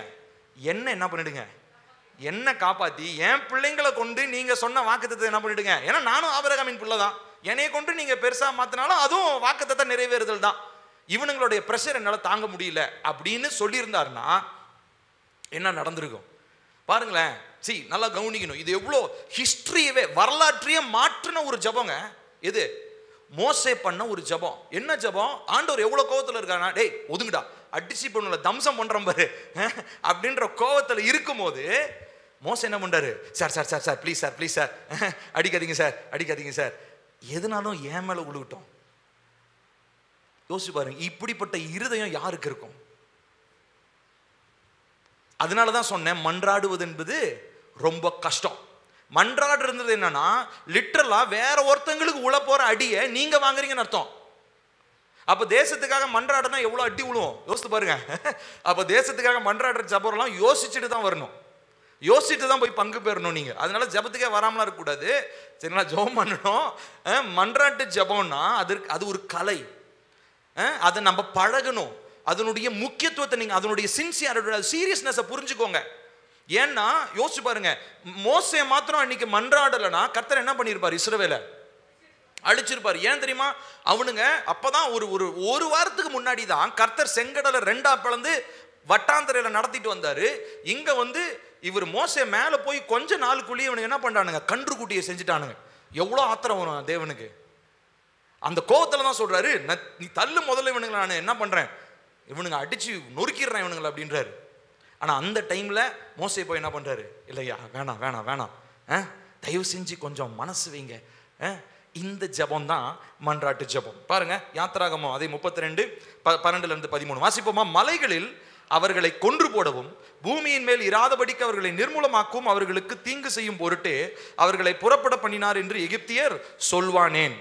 அடுத்து, உம்முடைய கோபத்தின் உக்கிரத்தை விட்டு திரும்பி உமது ஜனங்களுக்கு தீங்கு செய்யாதபடிக்கு அவர்கள் மேல் பரிதாபம் கொள்ளும். உமது தாசராகிய ஆபிரகாமையும் ஈசாக்கியும் இஸ்ரவேலையும் நினைத்தருளும். உங்கள் சந்ததியை வானத்து நட்சத்திரங்களைப் போல பெருக பண்ணி நான் சொன்ன இந்த தேசம் முழுவதையும் உங்கள் சந்ததியார் என்றென்றைக்கும் சுதந்திரித்துக் கொள்ளும்படிக்கு அவர்களுக்கு கொடுப்பேன் என்று உம்மை கொண்டே அவர்களுக்கு ஆணையிட்டு சொன்னீரே என்றும் கெஞ்சி பிரார்த்தித்தான். இதுதான் மன்றாட்டு ஜபம்னா, கெஞ்சுறது. யாருக்கோ விழ வேண்டிய அடி. நம்மளா இருந்தா என்ன பண்ணுவோம், நான் சொன்ன மாதிரி நானும் இருந்தா தான் சொல்லியிருப்பேன், ஆண்டவரே பேசாம அவ்வளவுதான், நீங்க சொன்ன மாதிரி செய்யுங்க, நீங்க சொன்னா கரெக்டா தான் இருக்கும், முடிச்சிருங்க. நான் என்ன பண்றேன், அப்படி ஓரமா உட்காந்துருக்கிறேன், நான் என் பொண்டாட்டி பிள்ளைங்களா அப்படி ஓரமா இருக்கிறோம், நீங்க என்ன பண்றீங்களோ, அடிக்கிறீங்களோ, பூமியை பொழந்து உள்ள இழுத்துக்கிறீங்களோ, என்னமோ பண்ணுங்க, நான் அப்படி இருக்கிறோம். அதுக்கப்புறமா எங்களை நீங்க எப்படி நடத்திட்டு போறீங்களோ அப்படி நான் வரேன் அப்படின்னு நான் சொல்லியிருப்பேன். ஆனா மோசே பாருங்க, அதனாலதான் பூமி அனைத்துலயும் அவனை மாதிரி சாந்த குணமுள்ள மனுஷன் ஒருவனும் இல்லை அப்படின்றது. ஏன் தெரியுமா, ஒட்டுமொத்த அந்த ஜனத்திற்காக என்ன பண்றாங்க, கெஞ்சி பிரார்த்திக்கிற ஒரு ஜபம். இதுதான் மன்றாட்டு ஜபம் அப்படின்னு சொல்லி நம்ம பார்க்கிறோம். அப்ப இந்த மன்றாட்டு ஜபிக்கிறவங்களுக்கு 4 தன்மைகள் இருக்கிறது. அது சுருக்கமா நான் சொல்றேன், வேகமா எழுதிக்கோங்க. முதலாவது, கர்த்தருடைய நீதியை குறித்த ஒரு தெளிவு அவர்களுக்கு இருக்கும். They have absolute confidence on God's righteousness. கர்த்தருடைய நீதியை குறித்த ஒரு தெளிவு, ஒரு தைரியம் அவர்களுக்கு இருக்கும். கர்த்தர் இடத்துல அநீதி இல்லைன்னு அவங்களுக்கு நல்லா தெரியும். மன்றாடி ஜெபிக்கிறவங்களுக்கு இந்த 4 கன்விக்ஷன் இருக்கும், நல்லா ஞாபகம் வச்சுக்கோங்க. முதலாவது, கர்த்தர் நீதி உள்ளவர். இரண்டாவதா, கர்த்தருடைய மகிமைக்காக அவர் எதையும் செய்வார். he will do anything for the display of his glory. அவருடைய மகிமைக்காக அவர் எதையும் செய்வார். அடுத்து மூன்றாவதாக, மன்றாடி ஜெபிக்கிறவர்கள் தேவனோடு நெருக்கமான உறவுள்ளவர்களாக மாத்திரம்தான் இருக்க முடியும். ரொம்ப டீப்பா இன்டிமேட்டா ரிலேஷன்ஷிப்ல இருக்கிறவங்க மாத்திரம் தான் மன்றாட முடியும். சும்மா எல்லாரும் போய் மன்றாட முடியாது. புரியுதுங்களா? அதனால மன்றாட்டு ஜெபம்னா ஒரு தடவைக்கு 4 தடவை யோசிச்சுட்டு அந்த பிரேயர்ல நம்ம பங்கு பெறணும். இல்லைன்னா போய் சும்மா நீங்க அட்டெண்டன்ஸ் போட்டுட்டு வரலாம். அந்த ஜெபத்துல எந்த பிரயோஜனமும் உங்களுக்கு இருக்காது. அப்போ தேவனோடு கூட நெருக்கமான உறவு உள்ளவர்களாக இவங்க இருப்பாங்க. அடுத்து மூன்றாவதாக, இவர்களுக்கு ஒரு பரிசுத்த தைரியம் இருக்கும். they have a holy boldness. பரிசுத்த தைரியம் அவங்களுக்கு இருக்கும். அவங்க கர்த்தருடைய சமூகத்துல போய் நிக்கிறதுக்கு எப்படி மோசேக்கு ஒரு தைரியம் வந்துச்சு இல்லைங்களா? ஆண்டவர் சமூகத்துல போய் ஆண்டவர் அடிக்கும் கோபத்தோட வரும்போது ஒருத்தங்க முன்னாடி நிக்கணும், உங்களுக்கு தைரியம் வேணுமா இல்லையா? ஏங்க சொல்லுங்களேன். ஒருத்த ஆத்திரத்தோட உங்க குடும்பத்தை வெட்டுறதுக்கு கட்டி தூக்கிட்டு வந்தானா என்ன பண்ணுவாங்க? பார்த்து எல்லாரும் ஓடுறதா? இல்ல. உண்மையான நல்ல ஒரு ஒரு ஒரு என்ன சொல்றது, ஒரு தைரியமான மனுஷனா இருந்தா என்ன பண்ணுவார் அவரு? ஐயா ஐயா ஐயா வேணாங்கயா அப்படி ஒண்ணு வேணாங்கன்னு சொல்லுவாரு, எதிர்த்து சண்டை போடுவார், அவ்வளவுதான். ஆனா பார்த்து ஓடினார்னா அது வேற, அது கதையே வேற. சரிங்களா? இப்போ இந்த இப்படிப்பட்ட மன்றாட்டு ஜெபிக்கிறவங்களுக்கு என்ன இருக்கும் தெரியுங்களா? ஒரு பரிசுத்த தைரியம் இருக்கும், ஒரு போல்ட்னஸ் இருக்கும். கர்த்தருடைய சமூகத்துல அவர் கோபத்தோட வந்தாலும் அவர் முன்னாடி நின்று ஜெபிக்கிறதுக்கு ஒரு தைரியம். புரியுதுங்களா? சோ 4 காரியங்களை சொல்லியிருக்கேன். சோ இது வரைக்கும் எத்தனை தலைப்பு பார்த்திருக்கோம்? எத்தனை விதமான ஜெபங்கள்? 4 விதமான ஜெபங்கள். 5வது நாம் பார்க்க போகிறோம் சப்ளிகேஷன் பிரேயர், வேண்டுதலின் ஜெபம்.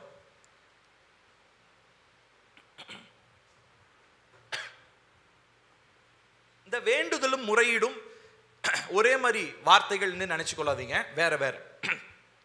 வேண்டுதல் வேற. வாசிப்போம் சகரியா 12வது அதிகாரம் 10வது வசனம்.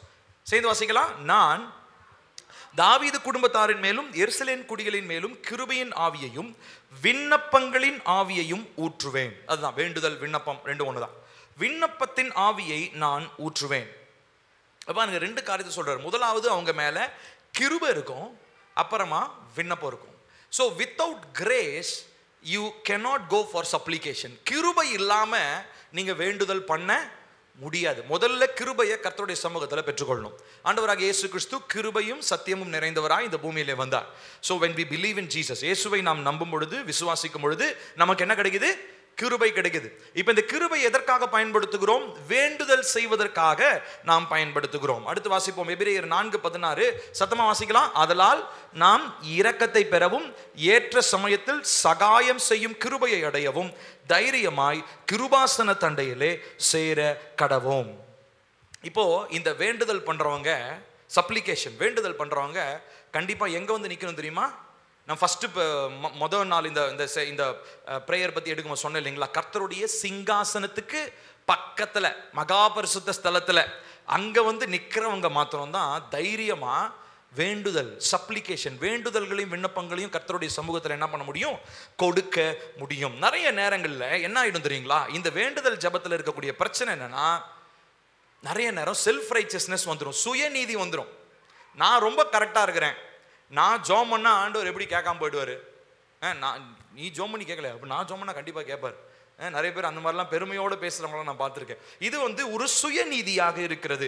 நிறைய நேரங்கள்ல இந்த ரிலீஜியஸ்னஸ்னு சொல்லுவோம் இல்லைங்களா, மத ரீதியான காரியங்கள், இதெல்லாமே மனிதனை அழுத்தி இந்த வேண்டுதல் ஜெபம் பண்ண முடியாம தடுத்துரும். ரேசப்பா கூட ஒரு உதாரணம் சொன்னார் இல்லைங்களா, ஆயக்காரன் பரிசேயன். ஆயக்காரன் என்ன பண்றானா, தூரத்துல இருந்து அப்படியே மாறு தட்டிக்கிட்டு ஆண்டவரே நான் பாவி அப்படின்னு சொல்லி அழுகுறானா. அங்க பரிசேயன் என்ன பண்றானா, அப்படியே ரொம்ப நெஞ்ச நிமித்திக்கிட்டு இருக்கிற அவனுக்கு தெரிஞ்ச ஜபம், மனப்பாடம் பண்ண ஜபத்தெல்லாம் சொல்லிக்கிட்டு, ஆண்டவரே அவனை போய் நான் இல்லை, நான் வந்து காணிக்கை கொடுக்குறேன், தசமபாகம் கொடுக்குறேன், அதை கொடுத்துக்கிறேன், இதை கொடுக்குறேன்னு சொல்லி பெருமையோடு ஜெபம் பண்றவன் சொல்லிட்டு ஏசப்பா ஃபைனலா சொல்றாரு, யாருடைய ஜபம் கேட்கப்பட்டது?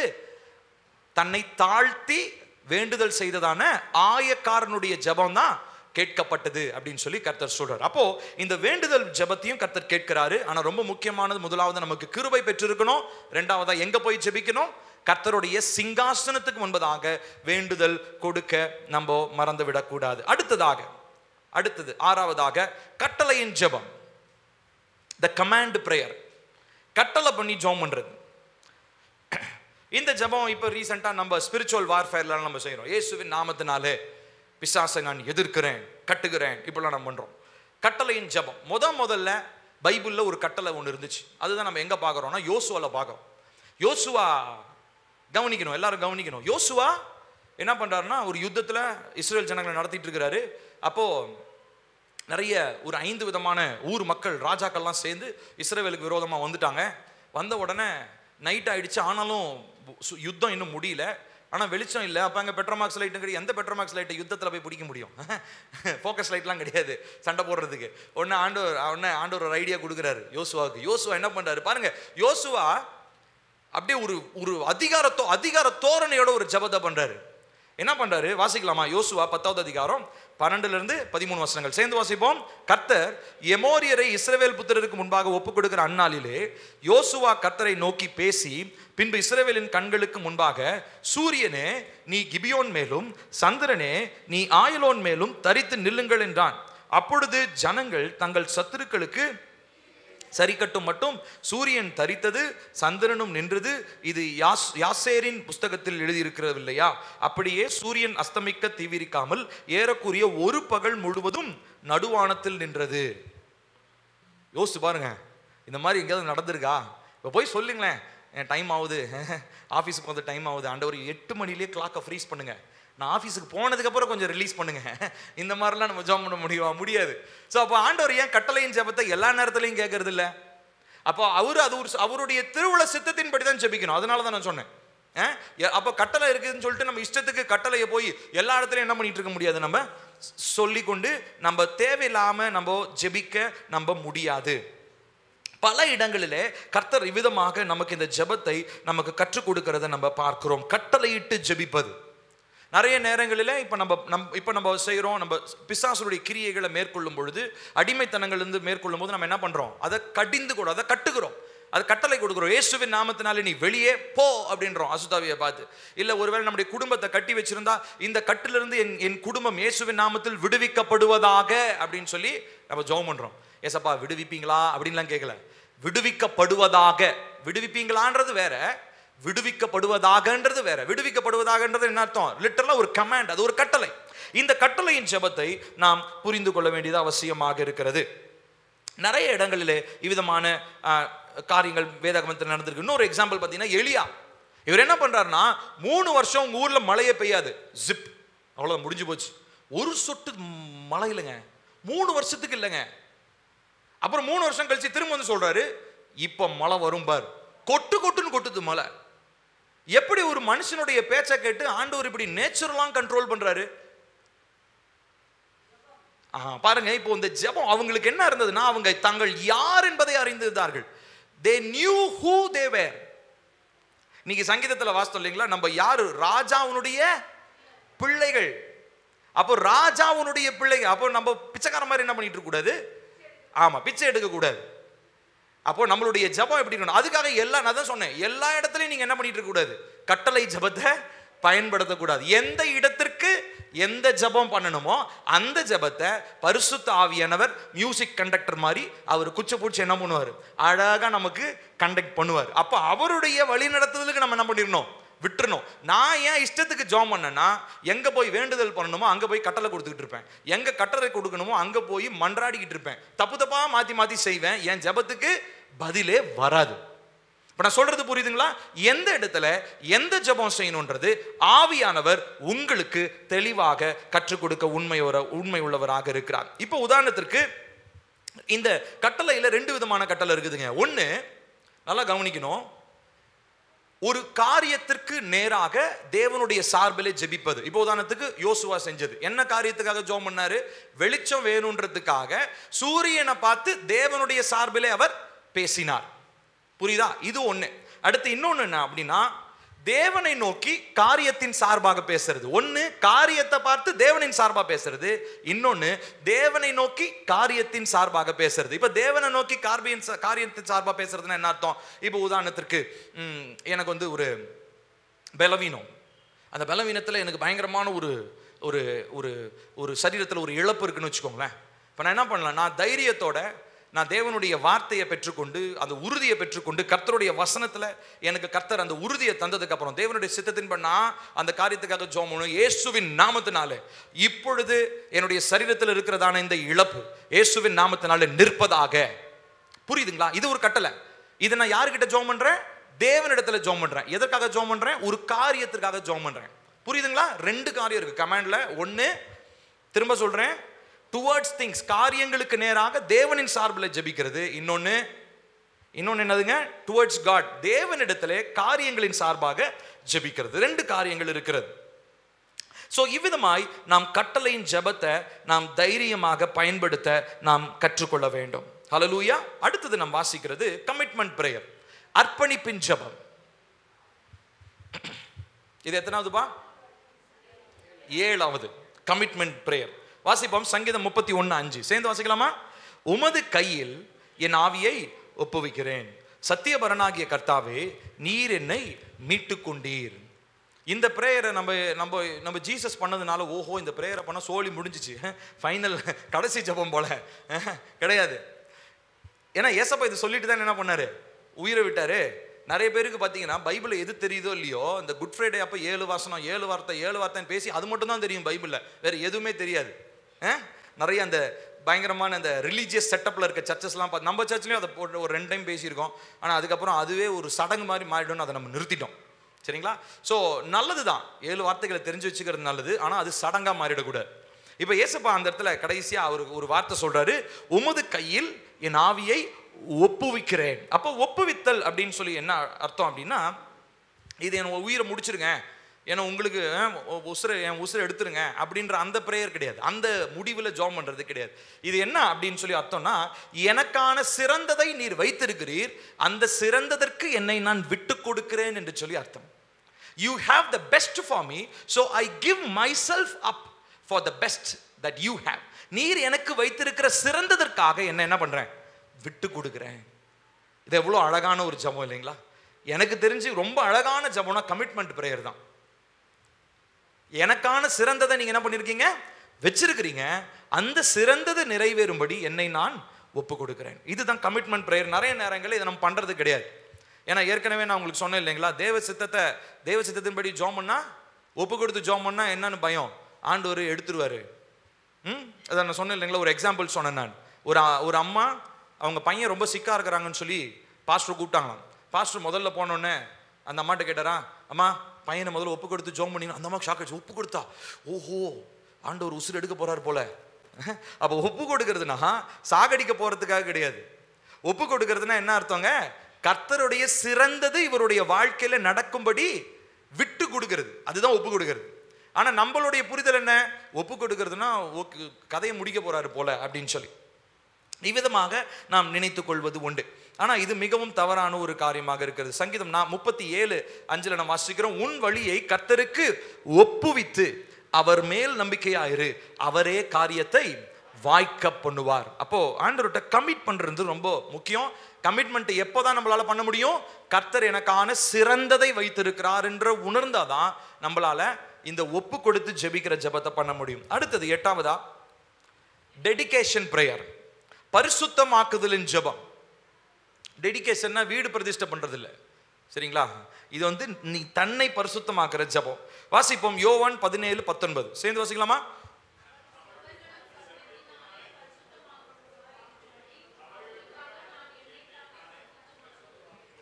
ஜீசஸ் சொல்றாரு, கவனிக்கணும் எல்லாரும், நீ பாருங்க. அவர்களும் சத்தியத்தினாலே பரிசுத்தமாக்கப்பட்டவர்கள் ஆகும்படி அவர்களுக்காக நான் என்னைத்தானே பரிசுத்தமாக்குகிறேன். அப்போ பரிசுத்தமாக்குதல் இது ரொம்ப முக்கியம். இம்பார்ட்டன்ட் பிரேயர்னா இதுதான், பரிசுத்தமாகுதல். ரொம்ப ரொம்ப முக்கியமானது. சாங்டிஃபிகேஷன் கூட சொல்லலாம். சுத்திகரிப்பிற்காக ஒப்பு கொடுத்து ஜெபித்தல்.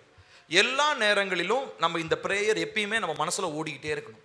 சுத்திகரிப்பு அப்படின்றது தேவ பிள்ளைகள் எல்லாருக்குமே அவசியம். இது ஒரு பேசிக் அடிப்படையான ஒரு தகுதிங்க. நான் சொல்றது புரியுதுங்களா? என்னது தெரியுமா? சுத்திகரிப்பு. அப்போ எல்லாருமே இந்த சுத்திகரிப்பை தினந்தோறும் விரும்பணும். சுத்திகரிப்பை நம்ம யாருமே விரும்ப மாட்டோம். பெண்கள் கிட்ட கேட்டா தெரியும், பாத்திரம் கழுவுறது பிடிச்ச வேலையா அவங்களுக்கு? இருக்கலே பிடிக்காத வேலை பாத்திரம் கழுவுறது. சுதா சொல்லுவாங்க, இருக்கிறதுலே கஷ்டமான எல்லாம் செஞ்சிருவேன், 40 பேருக்கு சமைக்கணும் கூட சமைச்சிருவேன், ஆனா பாத்திரம் கழுவுறது மட்டும் ரொம்ப கஷ்டமா இருக்கு அப்படின்னு. எல்லா பெண்களுக்கும் ரொம்ப கஷ்டமான வேலை என்னது? பாத்திரம் கழுவுறது. அதே மாதிரி தான் நம்ம வாழ்க்கையிலையும் இந்த சுத்திகரிப்புக்காக ஜெபம் பண்றது ரொம்ப ரொம்ப கஷ்டமான வேலை. ஏன்னா இதுல சுயத்தை உடைக்கணும், பெருமையா இருக்கிறத ஆண்டவர் பாதத்துல வைக்கணும், நம்மளுடைய மேன்மை பாராட்டல கொண்டு பலிபீடத்துல உடைச்சு ஊத்திரணும். அதுல நிறைய கஷ்டம் இருக்குது. அதுல அது இல்லாம நீங்க என்ன பண்ண முடியாதுன்னா டெடிகேஷன் பிரேயரை பண்ண முடியாது. பரிசுத்தமாக்குதலின் ஜெபத்தை நம்மளால என்ன பண்ண முடியாதுங்க, செய்ய முடியாது. கர்த்தர் நமக்கு அதுக்கு உதவி செய்ய வல்லமையுடையவராக இருக்கிறார். ஆமென். கர்த்தர் நிச்சயமா உங்களுக்கு உதவி செய்யறார். ஆனா நம்ம எல்லாருமே ஒரு நிர்ணயம் பண்ணணும். நான் பரிசுத்தமாகுதலுக்காக நான் ஜெபிப்பேன். நான் நேற்று இருந்ததை காட்டிலும் இன்னைக்கு நான் பரிசுத்தமாக இருப்பேன். என் குடும்பம் போன வாரத்தில் இருந்ததை விட இந்த வாரத்தில் என் குடும்பம் இன்னும் பரிசுத்தமா இருக்கும். ஸோ இதற்காக நம்ம ஒவ்வொரு நாளும் சுத்திகரிப்பு பரிசுத்தமாகுதலுக்காக ஜெபிக்கிறது ரொம்ப ரொம்ப அவசியமா இருக்கு. அடுத்தது நம்ம பார்க்கிற ஜெபம் பெர்சிஸ்டன்ட் பிரேயர், விடாப்பிடியான ஜெபம். எல்லாரும் நீ கவனிங்க. தூக்கம் வந்தா தயவு செஞ்சு போய் முகத்தை கழுவிட்டு வாங்க. இன்னும் கொஞ்ச நேரம் நம்ம பேச போறோம், சரிங்களா? கவனிக்கணும். பெர்சிஸ்டன்ட் பிரேயர், விடாப்பிடியான ஜெபம். இது என்னதுங்க விடாப்பிடியான ஜெபம்? அதுக்கு ஏசப்பா தான் ரொம்ப அழகாக ஒரு உவமையை சொல்றாரு. வாசிக்கலாமா? லூக்கா 11:5-8 வாசிக்கலாமா? பின்னும் அவர் அவர்களை நோக்கி, உங்களில் ஒருவன் தனக்கு சிநேகிதனாய் இருக்கிறவனிடத்தில் பாதி ராத்திரியிலே போய், சிநேகிதனே, என் சிநேகிதன் ஒருவன் வழிப்பிரயாணமாய் என்னிடத்தில் வந்திருக்கிறான், அவன் முன் வைக்கிறதற்கு என்னிடத்தில் ஒன்றுமில்லை, நீ 3 அப்பங்களை எனக்கு கடனாக தர வேண்டும் என்று கேட்டுக்கொண்டான்.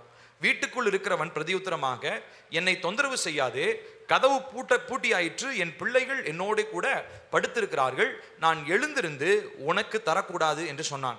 பின்பு தனக்கு அவன் சிநேகிதனாய் இருக்கிறது நிமித்தம் எழுந்து அவனுக்கு கொடாவிட்டாலும் தன்னிடத்தில் அவன் வருந்தி கேட்கிறது நிமித்தமாவது எழுந்திருந்து அவனுக்கு தேவையானதை கொடுப்பான் என்று உங்களுக்கு சொல்லுகிறேன். வருந்தி கேட்குதல், அதுதான் பெர்சிஸ்டன்ட் பிரேயர். இங்க ஒரு கதை சொல்றாரு. 2 ஃப்ரெண்ட்ஸ் இருக்கிறாங்க. ஒரு ஃப்ரெண்டு வீட்டுக்கு விருந்தாளி வந்திருக்கிறார். பக்கத்து வீட்டு இவர்கிட்ட சாப்பாடு இல்லை. அதனால பக்கத்தில் இருக்கிற ஃப்ரெண்டு கிட்ட போய் இவர் என்ன பண்றாரு, ஆமா ஒரு 3 பிரெட் கொடுப்பான், 3 லோஃப் ஆஃப் பிரெட் கொடு, எனக்கு என்ன விருந்தாளி வந்திருக்கிறான், அவனுக்கு நான் சாப்பாடு வைக்கணும். உடனே அவன் என்ன பண்றான், உள்ள இருந்து என்ன சொல்றான், அங்க பாரு நான் தூங்கிட்டேன், என் பிள்ளைங்கெல்லாம் இருக்கிறாங்க, இப்ப நான் எந்திரிச்சேன்னா பிள்ளைங்கெல்லாம் முழிச்சிருவாங்க, அதனால நீ என்ன பண்ண போ அப்படின்றான். ஆனாலும் அவன் என்ன பண்றாரு, அப்படின்னு நின்றுட்டு இருக்கிறாரு. உடனே உள்ள இருந்து இவர் யோசிக்கிறாராம், இவன் எனக்கு ஃப்ரெண்டா இருக்கிறனால நான் கொடுக்கலனாலும் அவன் வெளியில இருந்து என்கிட்ட கேட்டுக்கிட்டே இருக்கிறான், என்னைய கெஞ்சி கேட்கிறான், நீ தயவு செஞ்சு கொடுறா, தயவு செஞ்சு கொடுறா. ஸோ இப்படி கேட்ட உடனே அவன் என்ன பண்றானா, அட்லீஸ்ட் ஃப்ரெண்டு நிமித்தமா, ஃப்ரெண்ட்ஷிப்பின் நிமித்தமா கொடுக்கலனாலும் அவன் வருந்தி வருந்தி திரும்ப திரும்ப கேட்கறதுனாலனாச்சும் அவன் என்ன பண்ணியிருப்பான், எந்திரிச்சு கேட்டதை அவன் கொடுப்பான். இது ஒரு உதாரணமா சொல்றாரு. அதே மாதிரி இன்னொரு இடத்துல லூக்கா 18 வாசிக்கிறோம், ஏற்கனவே படிச்சிருக்கிறோம். ஒரு ஏழை விதவை, அந்த அம்மா என்ன பண்றாங்க, ஒரு ஒரு நீதி செய்யறதுக்காக ஒரு பெரிய ஒரு முதலாளி கிட்ட போறாங்க. அந்த முதலாளி கொஞ்சம் மோசமானவர், ஆனாலும் நீதி அவர்கிட்ட கிடைக்கும்னு நினைச்சிட்டு இவங்க போறாங்க. அந்த மனுஷன் துரத்துக்கிட்டே போமா போமா போமான்னு துரத்துறாரு. ஆனா டெய்லிக்கு அந்த அம்மா போய் என்ன பண்ணுவாங்க, வாசப்படியில் நின்றுக்கிட்டு, ஐயா எனக்கு இந்த விஷயத்துல நீதி செய்யுங்க நீதி செய்யுங்க. அப்ப அவருக்கே ஒரு நாள் டென்ஷன் ஆகி அவர் சொல்றாரு, நான் அநீதியான மனுஷன்னு தெரிஞ்சும் இந்த அம்மா நீதிக்காக என்கிட்ட நிக்குது, அதனால இந்த அம்மாக்காக நான் என்ன பண்றேன், நீதி நான் செய்யறேன் போ அப்படின்னு சொல்லிட்டு கடைசியா மனசு மாறி அவர் என்ன பண்ணிடுறாராம், நீதி செஞ்சிடறாராம். இப்ப பாருங்க, 2 இடத்துல இந்த உவமைகளை ஏசப்பா சொல்றார். இது என்ன ஜெபங்க, விடாப்பிடியான தொடர்ந்து ஜெபிக்கிற ஜெபங்கள். நிறைய நேரங்களிலே நம்ம குடும்பங்களுக்காக, ரட்சிக்கப்படாத நபர்களுக்காக நம்ம ஜெபிக்கும் போது இந்த ஜெபத்தை நம்ம பயன்படுத்த வேண்டியது அவசியமா இருக்குது. விடாப்பிடியான ஜெபம். ஒரு சில நன்மைகள் நமக்கு வராம இருக்கும், அதற்காக நம்ம என்ன பண்ணணுங்க, விடாப்பிடியா அப்படியே உடைச்சுக்கிட்டே இருக்கணும், சரிங்களா? அந்த அந்த எவ்வளோ கடுமையான பாறாங்களாக இருந்தாலும் சரி, மழையாக இருந்தாலும் சரி, ஜெபித்து ஜெபித்து கொஞ்சம் கொஞ்சமாக நம்ம என்ன பண்ணிடணும், அதை நம்ம உடைச்சிடணும். அந்த அளவுக்கு நம்மளுடைய ஜெபங்கள் இருக்க வேண்டியது அவசியமாக இருக்கிறது. நான் உங்களுக்கு ஏற்கனவே சொன்னேன் இல்லைங்களா, அந்த வேண்டுதல் ஜெபத்தில் ரொம்ப முக்கியமானது ஒரு காரியத்தை சொன்னேன். ஸோ நம்ம ஜெபிக்க ஜெபிக்க நமக்கு என்ன வேணும், விசுவாசம் வேணும். விசுவாசம் என்ன அர்த்தம் சொன்னாங்க, அந்த சாக்கெட்டு சொன்ன ஞாபகம் இருக்கு இல்லைங்களா? அப்படின்னா என்ன அர்த்தம், நம்ம கனெக்டடாக இருக்கணும், விசுவாசித்து நன்றி சொல்ல நம் பழகணும். கர்த்தர் எனக்கு கொடுத்ததற்காக நன்றி அப்படின்னு சொல்லி. இங்க கவனிச்சு பார்த்தீங்கன்னா இன்னொரு முக்கியமான இது, ஆக்சுவலி நான் இந்த விஷயத்தை நான் பல தடவை படிச்சிருக்கேன், நான் ஸ்கிப் பண்ணிட்டு போயிட்டேன். கர்த்தர் என்கிட்ட உணர்த்தினார், அந்த காரியத்தை உங்களுக்கு காண்பிக்கிறேன் பாருங்க. அப்போஸ்தலர் 12:5 சேர்ந்து வாசிப்போமா? அப்படியே பேதுரு சிறைச்சாலையிலே காக்கப்பட்டிருக்கையில் சபையார் அவனுக்காக தேவனை நோக்கி ஊக்கத்தோடு ஜெபம் பண்ணாங்க. 2 நாள் ஜெபம் பண்ணி, 3 நாள் ஜெபம் பண்ணி ஆண்டவர் பதிலே கொடுக்கல. விட்டுருவோம், அப்படியே பேதுரு உள்ளே கடந்து சாப்பிட்டோம், நமக்கு தான் இங்கே நிறைய ஊழியம் இருக்குது, நம்ம வேலையை போய் பார்ப்போம்ப்பா அப்படின்லாம் கிளம்பி போகல. அவங்க என்ன பண்ணுறாங்க, பேதுரு ரிலீஸ் ஆகிற வரைக்கும் என்ன பண்ணுறாங்க, ஜோம் பண்ணுறாங்க. ரிலீஸ்னா எப்படி, அரசாங்க அதிகாரி வந்து ரிலீஸ் பண்ணல, சூப்பர் நேச்சுரலாக ஆண்டவர் என்ன பண்ணுறாரு, ஒரு ரிலீஸை ஏற்படுத்துறாரு. தேவதூதன் வந்து லிட்டரலா ஒரு ஏஞ்சல் வந்து ஜெயில் செல்லுக்குள்ள இருக்கிறதான பேதுருவை தட்டி எழுப்பி வெளியே கூட்டிட்டு போறாரு. வெளியில கூட்டு போக போக கதவுலாம் ஆட்டோமேட்டிக்கா திறக்குது. பேதுரு நினைச்சா, ஐயோ கனவு போல, கனவுலயே இருக்கிறோம். கடைசியில பார்த்தா நிஜத்திலேயே அவர் என்ன பண்ணிருக்கிறாரு, விடுதலையாக்கப்பட்டு வெளியே வர்றாரு. ஸோ மீன் வைல் இதெல்லாம் நடக்கிறப்போ அங்க ஒரு விஷயம் நடந்திருக்கு. இவரை சப்போர்ட் பண்ற சர்ச்சை என்ன பண்ணிட்டு இருக்காங்க, 24 hours பிரேயர். ஏசப்பா பேதுருவை விடுதலை பண்ணுங்க, அவர் உங்களுக்காக உங்களால் தெரிந்து கொள்ளப்பட்ட ஒரு மனுஷன், அவரை பார்த்து அவர் மேல சபையை கட்டுமே அதுதான் சொன்னீங்களே, அந்த வார்த்தையில இன்னும் நடக்கலையே இல்லையா, அதெல்லாம் சொல்லி ஜெபம் பண்ணியிருப்பாங்க. இப்படி அவங்க என்ன பண்றாங்கன்னா விடாப்பிடியான ஜெபத்துல அவங்க இருக்கிறாங்க. இப்போ ரிலீஸ் ஆனது மாத்திரம் இல்லை, இப்போ நல்லா கவனிக்கணும், பெர்சிஸ்டன்ட் பிரேயர்ல இன்னொரு அற்புதமும் நடக்குது. சரிங்களா? இப்போ இதே சாப்டர்ல கடைசி பகுதிக்கு வாங்க, அப்போஸ்தலர் 12. சரிங்களா? இப்போ இந்த வசனத்தை வாசிக்கிறதுக்கு முன்னாடி நான் சொல்லிடுறேன், இந்த பேதுரு இருக்கார் இல்லைங்களா, இவர் ஜெயிலில் பிடிச்சி போட்டவர் யார் தெரியுமா, ஏரோதுன்னு சொல்லிட்டு ஒரு மன்னன். இவர் தான் என்ன பண்றாருன்னா பேதுருவை பிடிச்சி ஜெயிலில் போட்டார். இப்போ விடாப்பிடியான ஜெபத்துல பேதுரு வெளியே வந்துட்டாரா, இப்போ அதே விடாப்பிடிய ஜெபத்துல இன்னொரு விஷயமும் நடந்தது. என்னன்னு வாசிப்போமா, குறித்த நாளிலே வாசிங்க, ஏரோது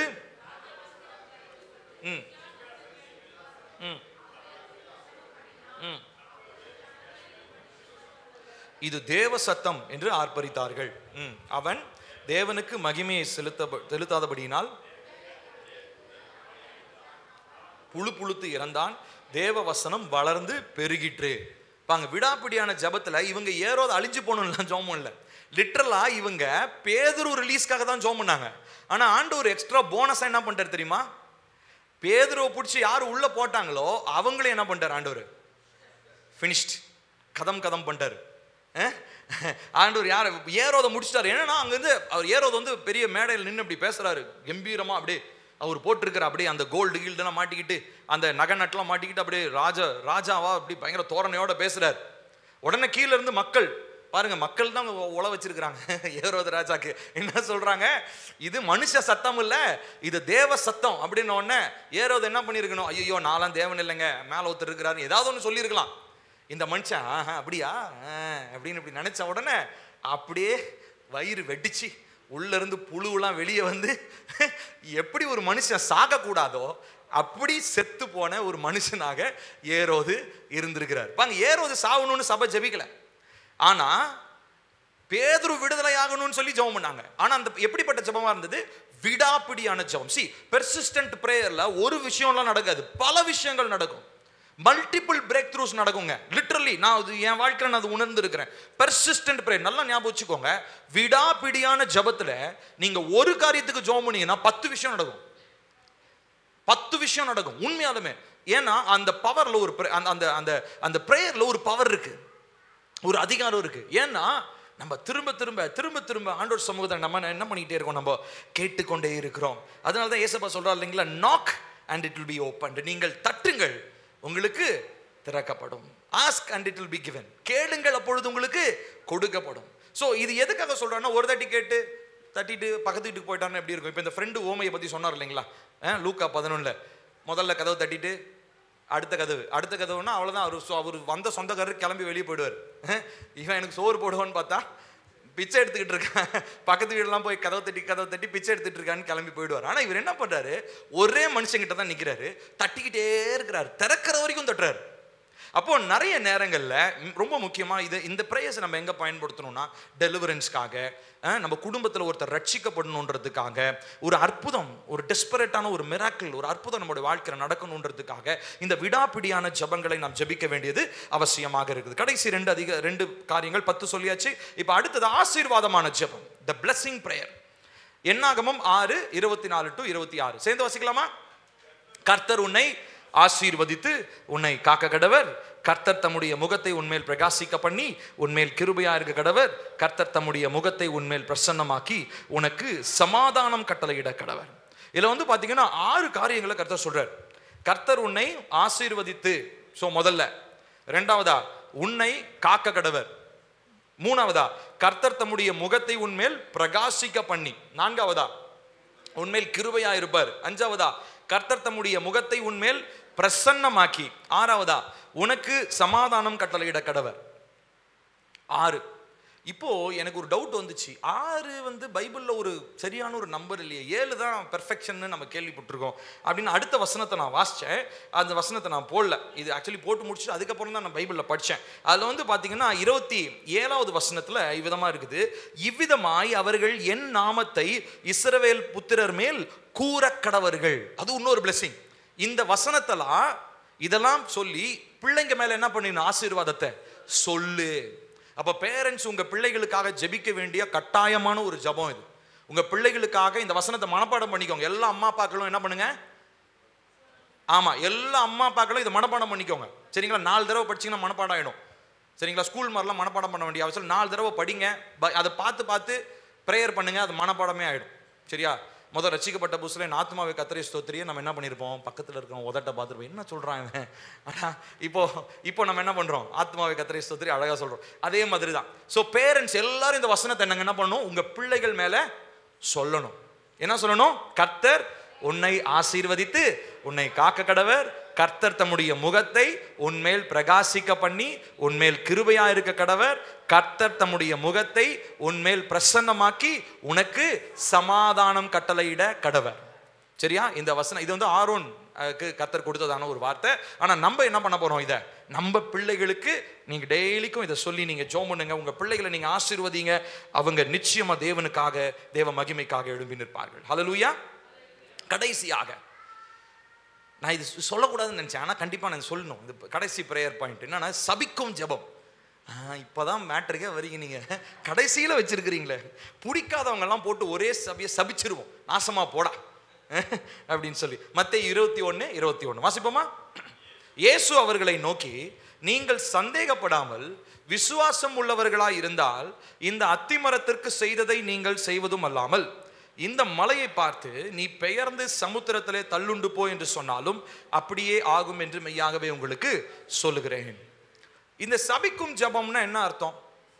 பிசாசு ஏற்கனவே அவன் சபிக்கப்பட்டவன், அதனால பிசாசை நம்ம சபிக்க முடியுமா அப்படின்னா அது டவுட் தான். பிசாசு ஏற்கனவே ஜீசஸ் சபிச்சிட்டார்.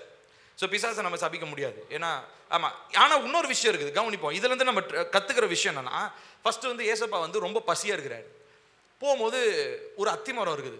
அந்த அத்தி மரத்துக்கிட்ட ஒரு ஃப்ரூட் இருக்கும்னு எதிர்பார்ப்பு, பழங்கள்லாம் இருந்தால் அத்திப்பழம் சாப்பிட்டுட்டே போகலாம். அடுத்து எங்கே சாப்பாடு கிடைக்குதுன்னு தெரில, அது வரைக்கும் பழத்தை சாப்பிட்டு போனால் பார்த்தா பழம் இல்லை. ஒன்று டென்ஷன் ஆகிடுறாரு. ஆண்டவர் என்ன சொல்கிறாரு, இனி உன்னிடத்துல எந்த கனியும் வராமல் போவதாக போ அப்படின்ட்டு கிளம்பி போயிடுறாரு. நின்றுலாம் பார்க்கல, என்னாவது ஆகுச்சா போச்சா அப்படின்லாம் கிளம்பி போயிட்டார். போயிட்டு ஊழியத்தெல்லாம் முடிச்சுட்டு திரும்பி வரும்போது பார்த்தா அந்த அத்தி மரம் வேர்லேருந்து என்ன ஆயிடுச்சுங்களாம், பட்டு போயிடுச்சான். உடனே பக்கத்தில் இருக்க சிஷ்யன், ஐயா நீங்கள் சொல்லிட்டு போனீங்களா, பார்த்தீங்களா இப்படி நடந்திருக்கு அப்படின்றார். உடனே ஏசப்பா அதுக்கு தான் சொல்றாரு, நீங்கள் சந்தேகப்படாமல் விசுவாசம் உள்ளவர்களாய் இருந்தால் இந்த அத்திமரத்திற்கு செய்ததை செய்வதும் அல்லாமல். அப்படின்னா அவர் அத்திமரத்தை ஒரு கர்ஸ் பண்ணாரு, கரெக்டு தான். ஆனா எந்த இடத்துல எப்படி சபிச்சாருன்றதை நம்ம புரிஞ்சுக்கணும். இப்போ இந்த சபிக்கும் ஜபம் அப்படின்றது பொதுவாக இது நிறைய பேர் தப்பா புரிஞ்சுக்குவாங்க. எனக்கு ஒருத்தனை பிடிக்கலன்னா இயேசுவின் நாமத்தினாலே நாசமா போ அப்படின்னு சொல்றதா? எனக்கு பிடிச்சா இயேசுவின் நாமத்தில் ஆசீர்வாதம், எனக்கு பிடிக்கலன்னா இயேசுவின் நாமத்தில் நாசமா போ. இது சபிக்கிற ஜபம். இந்த ஜபத்தை பத்தி நம்ம இப்படிப்பட்ட ஜபத்தை ஏசப்பா ஒரு நாளும் சொன்னது கிடையாது. ஆனா நம்ம சபிக்கிற ஜபத்தை நம்ம எங்க பயன்படுத்த முடியும் அப்படின்னா, நம்ம தேவனுடைய மகிமைக்கு விரோதமான சூழ்நிலைகளை நம்ம என்ன பண்ணலாம், நம்ம சபிக்க முடியும். கர்த்தர் அந்த அதிகாரத்தை கொடுத்திருக்கிறார். ஏன்னா இன்ஃபேக்ட் இந்த அதிகாரம் எங்க தெரியுமா ஆரம்பிக்குது, ஆபிரகாம் கிட்ட இருந்தே ஆரம்பிச்சிருச்சு. உன்னை ஆசீர்வதிக்கிறவர்களை நான் ஆசீர்வதிப்பேன், உன்னை சபிக்கிறவர்களை நான் சபிப்பேன். சோ கர்ஸ்ன்றது ஒரு பார்ட் ஆஃப் த பிளஸிங் தான். ஏன் தெரியுமா, அந்த கர்ஸ் உங்களுக்கு வராது, ஆனா நீங்க அந்த கர்ஸ் என்ன பண்ண முடியும், கொடுக்க முடியும். இப்போ அதனால இந்த ஜெபத்தை எனக்கு பிடிக்காதவங்களுக்காக நான் பண்ணேன் அப்படின்னா தேவனுடைய பிள்ளை அல்ல. நான் ஏற்கனவே உங்களுக்கு ஒரு உதாரணத்தை சொல்லியிருக்கேன். ரொம்ப ஹார்ட் கோர் பென்டிகாஸ்டல் ஒருத்தரை போய் ஒரு நாள் நான் சந்தித்தேன். எங்கள் ஃபேமிலிக்கு ரொம்ப தெரிஞ்ச ஒரு மனிதர். அவர் ரொம்ப பயங்கரமான என்ன சொல்கிறது, கர்வமுள்ள ஒரு பெந்தைகோஸ்தேக்காரர். அவர் இடத்துல சந்திக்கும் அவர் ரொம்ப நாள் அவர்கிட்ட உட்காந்து ரொம்ப நேரம் பேசிகிட்டு இருக்கும்போது அவர் திடீர்னு நிறைய சாட்சியெல்லாம் சொன்னார்.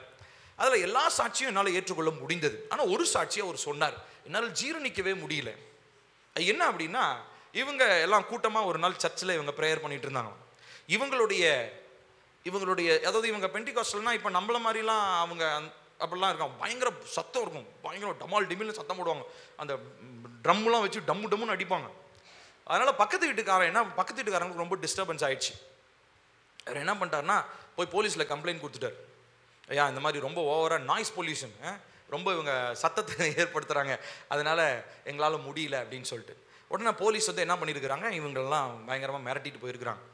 உடனே இவங்களுக்கு வந்து இவங்க தான் பயங்கரமாக கர்வமான பெந்தேகோஸ்தேக்காரங்களாச்சே, இவங்க உடனே என்ன பண்ண தெரியுமா, என்ன தெரியுங்களா பண்ணாங்க, இவங்க பயங்கரமாக ஜெபிக்க ஆரம்பித்தாங்க. எப்படி தெரியுமா ஜெபம், இயேசுவின் நாமத்தினாலே பரலோக அக்கினி இடி இறங்கி அவங்களாம் எரிஞ்சு சாம்பலா போட்டு ஆண்டவரே, நாசமாக போட்டு ஆண்டவரே அப்படின்னு.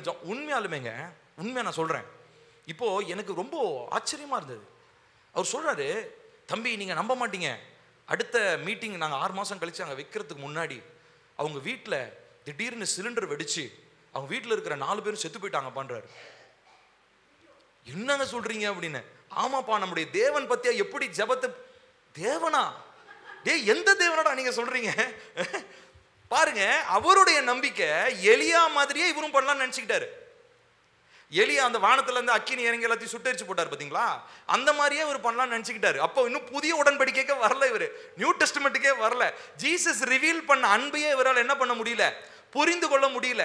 இப்போ எனக்கு நல்ல ஒரு கன்விக்ஷன் ஆயிடுச்சு. அப்போ இவங்க ஏசப்பா நாமத்தினால இவங்க ஜோம் பண்ணியிருந்தாலும் அந்த வேலையை செஞ்சது கண்டிப்பா தேவனா இருந்திருக்க மாட்டார்.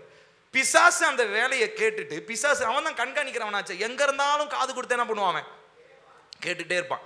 ஓஹோ இப்படியா ஜோம் பண்ற, இரு நானே செஞ்சிடறேன், அவன் ஆத்துமா எனக்கு ஃப்ரீயா என் ராஜ்யத்துக்கு 4 ஆத்துமா வரப்போகுது, அவன் சந்தோஷமா அந்த வேலையை செஞ்சிருப்பான். இப்போ உண்மையான கிறிஸ்துவின் அன்புடையவனா இருந்தா என்ன பண்ணிருப்பான், அவன் அந்த ஆத்துமா ரட்சிக்கப்படணும்னு ஜோம் பண்ணியிருப்பான். இல்லைன்னா நியாயப்படி வால்யூமை குறைச்சிருக்கணும், ஃபர்ஸ்ட் சத்தம் போடாம சத்தத்தை குறைச்சிருக்கணும், மற்றவனுக்கு இடையூறு இல்லாமல் இருந்துட்டு அதையும் தாண்டி அவன் பிரச்சனை பண்ணானா அவனுடைய ரட்சிப்புக்காக ஜோம் பண்ணணும். இதுதான் புதிய உடன்படிக்கையில ஏசப்பா கற்றுக் கொடுத்தது. ஏசப்பா கிட்ட கூட இந்த சமாரியர்கள் வந்து பார்த்தீங்கன்னா வேகமாக ஒரு ஊழியம் செய்யறதுக்கு போறாரு, வேகமாக வந்து காரி துப்பிட்டு போவாங்க, தூ அப்படின்னு துப்பிட்டு போறாங்க, ஏன்னா ஊருக்குள்ள வராது. போ உடனே இங்க யாக்கோபு யோவான் என்ன தெரியுங்களா பண்றாங்களாம், ஏசப்பாட்ட கேட்குறாங்க, ஆண்டவரே ஊன்னு ஒரு வார்த்தை சொல்லுங்க, அப்படியே மேகத்துல இருந்து ஒரு அக்கினி இடியை இறக்கியவங்கள என்ன பண்ணிடலாம், சுட்டரித்து சாம்பலா போட்டுறேன் அப்படின்னு சொல்லி சொன்ன உடனே ஏசப்பா திட்டுறாரு பின்னாடி திரும்பி, டேய் என்ன ஆவியை பெற்றிருக்கிறீங்க நீங்களா, ஏன்னா அவனுங்களா ஓல்டு கவர்னன்ட்ல எலியாவினுடைய முறைமையின்படியே இருந்தவனுங்க. இப்போ சொல்றாரு, நீ எப்படிப்பட்ட ஆவியா இருக்கிறீங்கன்றது உங்களுக்கு தெரியல, நான் வந்து நியாய தீர்ப்பையும் இப்படி எல்லாத்தையும் சுட்டரிச்சு போடணும்னா நீ ஃபர்ஸ்ட் உங்களை தான் சுட்டரிச்சிருக்கணும், நீங்க என்னமோ யோக்கியன் வான்களாட்டம் இன்னொருத்தனை வந்து எரிச்சு போடுங்கன்னு சொல்றீங்களே அப்படின்னு அவர் திட்டிருக்கிறார். அப்போ நல்லா கவனிக்கணும். அப்போ நமக்கு பிடிக்கல அப்படின்னா உடனே சாபமான ஜெபத்தை செய்யறதுக்காக இந்த சபிக்கும் ஜெபத்தை கர்த்தர் நமக்கு கொடுக்கல. அவர் இன்ஃபேக்ட் அந்த சபிக்கிறத பத்தி அவர் சொல்லும்போது எங்கேயுமே சபிங்கன்னு சொல்லல, ஆனா அந்த அத்திமரத்தை பத்தி சொல்லிட்டு இந்த விஷயத்தை சொல்லும் போது நம்ம ஒரு விஷயத்தை புரிஞ்சுக்கணும், we have the control, நமக்கு ஒரு அதிகாரத்தை கர்த்தர் கொடுத்திருக்கிறார். எதுக்காகனா தேவனுடைய மகிமைக்கு எதிரான சூழ்நிலைகளை நம்ம என்ன பண்ண முடியும், சபிக்க முடியும், கர்ஸ் பண்ணலாம். ஆனா மனிதனை சபிக்கிறதுக்கு நமக்கு ஒரு நாளும் அதிகாரம் இல்லை. நல்லா கவனிங்க, தெளிவா சொல்றேன். பில்லி தான் சபிக்கும் ஜபத்தை சொல்ல சொன்னாரு, அதனால எல்லாத்தையும் போய் சபிக்கிறேன்னா ஊருக்கு போய் சொல்லிட்டு இருக்க கூடாது. நல்லா கவனிக்கணும், சபிக்கிற ஜபம் மனுஷனுக்கு எதிராக செய்யப்படுற ஜபம் அல்ல. ஏன்னா எல்லா மனுஷனும் கர்த்தருடைய சாயலாக உருவாக்கப்பட்டவர்கள், நம்ம அவங்கள நேசிக்கணும், அவங்களுடைய ரட்சிப்பிற்காக தான் ஜெபிக்கணும். ஆனா தேவனால தெரிந்து கொள்ளப்பட்ட நமக்கு எதிராக, நம்முடைய வாழ்க்கைக்கு எதிராக எழும்புகிற சூழ்நிலைகளை என்ன பண்ணலாம், ரொம்ப ரேரஸ்ட் கண்டிஷன்ல நம்ம என்ன பண்ண முடியும், கர்ஸ் பண்ண முடியும். அந்த சூழ்நிலை இயேசுவின் நாமத்தினால என் குடும்பத்தினுடைய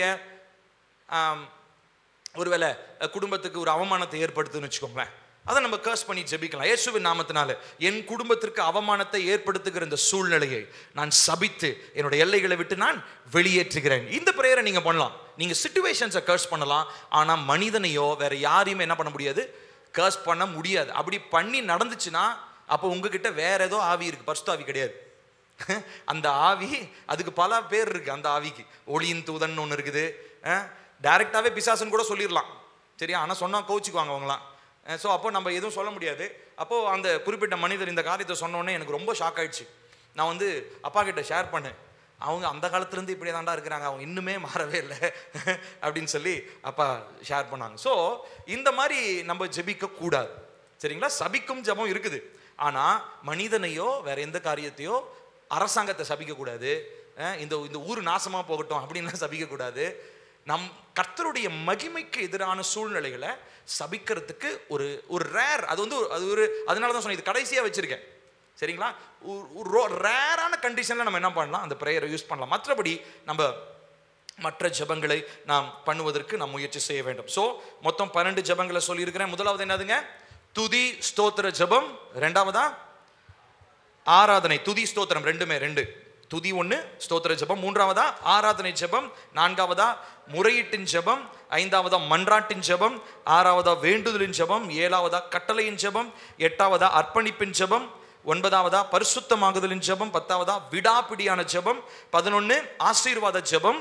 12 சபிக்கும் ஜெபம். சரிங்களா? ஸோ ஜெபங்கள்ல இத்தனை வெரைட்டி இருக்கு.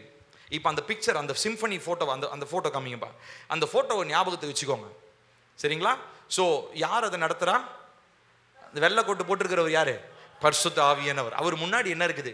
கர்த்தருடைய வார்த்தை இருக்கு. அதன்படி நம்மளை என்ன பண்றாருங்க? அவர் நேர்த்தியாக ஜெபிப்பதற்கு நமக்கு அவர் கற்றுக் கொடுக்கிறார். அப்ப பரிசுத்த ஆவியானுடைய லீடிங்கை நம்ம ஃபாலோ பண்ணோம்னா நம்ம சரியான இடத்துல எந்த ஜெபத்தை பண்ணணும்ன்றதை நமக்கு என்ன பண்ணுவாரு? நிச்சயமா கற்று தருவார். தேவையில்லாத இடத்துல போய், இப்ப நான் சொன்ன மாதிரி தேவையில்லாத இடத்துல போய் சபிக்கும் ஜெபத்தெல்லாம் பண்ண மாட்டோம். ஒருவேளை சபிக்கும் ஜெபத்தை யாருக்காவது பண்ணோம்னா பரிசுத்த ஆவி அங்கே இல்லைன்னு அர்த்தம், உங்களுக்குள்ள வேற ஏதோ ஆவி இருக்குன்னு அர்த்தம். சரியா? உங்க ஆவியை நீங்க செக் பண்ணணும். ஸோ அதனால நம்ம எல்லா இடத்துலையும் எல்லா பிரேயரையும் பண்ண முடியாது. எந்த இடத்துல எந்த ஜெபத்தை ஏறெடுக்கணும்னு சொல்லி ஆவியானவர் நம்மை நடத்த உண்மையுடையவராக இருக்கிறார். நம்ம யாரும் எழுந்து நிற்போமா? கர்த்தருடைய சமூகத்தில் நம்ம இந்த ஜெப பாரத்திற்காக நம்ம கேட்க போறோம். சகல விதமான வேண்டுதல் என்று கர்த்தருடைய வார்த்தை சொல்லுது. அப்போ பல விதமான பிரேயர்ஸ் நம்ம இன்னைக்கு பார்த்தோம். இந்த பிரேயர்ஸ் எல்லாமே நம்மளுடைய வாழ்க்கையில நம்மை தேவன் பக்கமாக கிட்டி சேர்ப்பது மாத்திரமல்ல, கர்த்தருடைய மகிமையை நம்முடைய வாழ்க்கையில வெளிப்படுத்துவதற்கும் ஒரு காரணமாக கர்த்தர் இந்த ஜெபங்களை நமக்கு கொடுத்திருக்கிறார். அப்போ இந்த ஜெபங்கள் எல்லாவற்றையும் திரும்ப அந்த நோட்ஸ் வேணும்னா கூட நான் உங்களுக்கு அனுப்பிச்சு விட்றேன், நான் வாட்ஸ்அப்பில் நான் அனுப்பிச்சு விட்றேன். இந்த வசனங்களை நீங்கள் திரும்ப நோட் பண்ணிக்கோங்க. இந்த ஜெபங்களை திரும்ப திரும்ப செய்யுங்க. எந்த சூழ்நிலையில் எப்படி ஜெபிக்கணுன்றது ஆவியானவர்கிட்ட கேளுங்க. ஆவியானவர் உங்களுக்கு வழி நடத்துவார். ஆண்டவரே, நான் இந்த இடத்துல எப்படி ஜெபிக்கணும்? ஒரு இடத்துல ஆண்டவர் சொல்றாரு, உங்களை பிடிச்சிட்டு போய் அதிகாரிகள் முன்பதாக போய் நிறுத்துவாங்க. அப்போ நிறுத்தும் போது என்ன பேசுவேன்னு சொல்லி நீங்க என்ன பண்ணாதீங்க, கவலைப்படாதீங்க. அங்க நீங்க பேச வேண்டிய வார்த்தையை ஆவியானவர் உங்களுக்கு உங்கள் வாயிலே வைப்பார் என்று சொல்லி. அப்போ அதே போலதான் ஒவ்வொரு இடத்துல நம்ம கரெக்டா ஆவியானவரோட ரிலேஷன்ஷிப்ல கரெக்டா இருந்துட்டோம்னா எந்த இடத்துல எந்த ஜெபத்தை செய்யணும்ன்றதை கர்த்தர் நமக்கு கற்றுத்தருவார். நம்ம யாரும் கண்களை மூடுவோம், தேவனை நோக்கி பார்ப்போம். அன்பும் இரக்கமுள்ள எங்கள் நல்ல தகப்பனே, கிருபையான இந்த நல்ல நாளுக்காக நாங்கள் நன்றி சொல்லுகிறோம் ராஜா. இந்த நாளிலே நீங்க எங்களோடு கூட உம்முடைய வார்த்தையினாலே நீங்க பேசுனீங்க. இந்த வார்த்தையில நீங்க எங்களுக்கு கற்றுக் கொடுத்தீங்க. இத்தனை விதமான ஜெபங்கள் இருக்கிறது. ஆனா நாங்களோ நிறைய நேரங்களிலே எங்க விருப்பத்துக்கு வேண்டிய ஒரு ஜெபங்களை மாத்திரம் சொல்லுகிற மனிதர்களாய், வெறுமனே ஏதோ கடமைக்காக ஜெபிக்கிற மனிதர்களாக எங்களுடைய ஜெப வாழ்க்கை இதுவரை இருந்து விட்டது. ஆனால் இந்த நாட்களிலே எங்களுடைய ஜெபத்திலே அப்பா ஒரு தெளிவு, ஒரு கிளாரிட்டி இருக்கட்டும். அப்பா நாங்க எதற்காக ஜெபி எப்படி ஜெபிக்கிறோம்ன்ற ஒரு தெளிவுள்ளவர்களா நாங்க ஜெபிக்க எங்களுக்கு உதவி செய்யுங்க. அப்பா நாங்க விக்கிரகங்களை வணங்குற மனிதர்கள் அல்ல, நாங்க பேசாத கல்லையோ மண்ணையோ பார்த்து கும்பிடுற மனிதர்கள் அல்ல, நாங்கள் ஜீவனுள்ள தேவனை வணங்குகிற மனிதர்கள். நாங்கள் ஜெபிக்கும் போது காரியங்களை தலைகளாக மாற்றுகிற தேவனிடத்தில் ஜெபிக்கிற மனிதர்கள். ஆகையினால எங்களுக்கு ஒரு நிச்சயம் உண்டு, எங்களுடைய ஜெபங்கள் வீணாய் போவதில்லை. எங்களுடைய ஜெபங்கள் ஏதோ எங்களுடைய திருப்திக்காக நாங்க செய்யறதில்லை. நிச்சயமாக பதில் உண்டு என்று சொல்லி நாங்கள் அனுபவித்து விசுவாசித்து நாங்கள் அதற்காக ஜெபிக்கிறோம். ஆகையினால் இந்த நாளிலே அப்பா ஜெபத்திற்காக தங்களை உண்மையாய் ஒப்பு கொடுக்கிற ஒவ்வொரு பிள்ளைகளுடைய வாழ்க்கையிலும் மெய்யான ஒரு ஜெப ஆவியை கர்த்தர் ஊற்றுங்க. வெவ்வேறு விதமான வேண்டுதல்கள், ஒவ்வொரு சூழ்நிலைகளிலும் ஆவியானவர் எப்படி ஜெபிக்க வேண்டும் என்பதை கர்த்தர் அவங்களுக்கு கற்றுக் கொடுங்க. இது நிமித்தமாய் கர்த்தருடைய நாம மகிமை அடையட்டும், தேவனுடைய ராஜ்யம் விரிவாக்க அடையட்டும், பிள்ளைகளுடைய வாழ்க்கையில ஆசீர்வாதம் உண்டாகட்டும், மேன்மையும் நன்மையும் பிள்ளைகளுடைய வாழ்க்கையில உண்டாகும்படி இயேசுவின் நாமத்தினாலே நாங்கள் ஜெபிக்கிறோம். அப்பா நீர் மாத்திரம் உயர்ந்திருப்பீராக. எல்லா துதியும் கனமும் மகிமையும் உமக்கே இயேசுவின் நாமத்தில் கேட்கிறோம் ஜீவனுள்ள நல்ல தகப்பனே, ஆமென். திருவந்திற்கு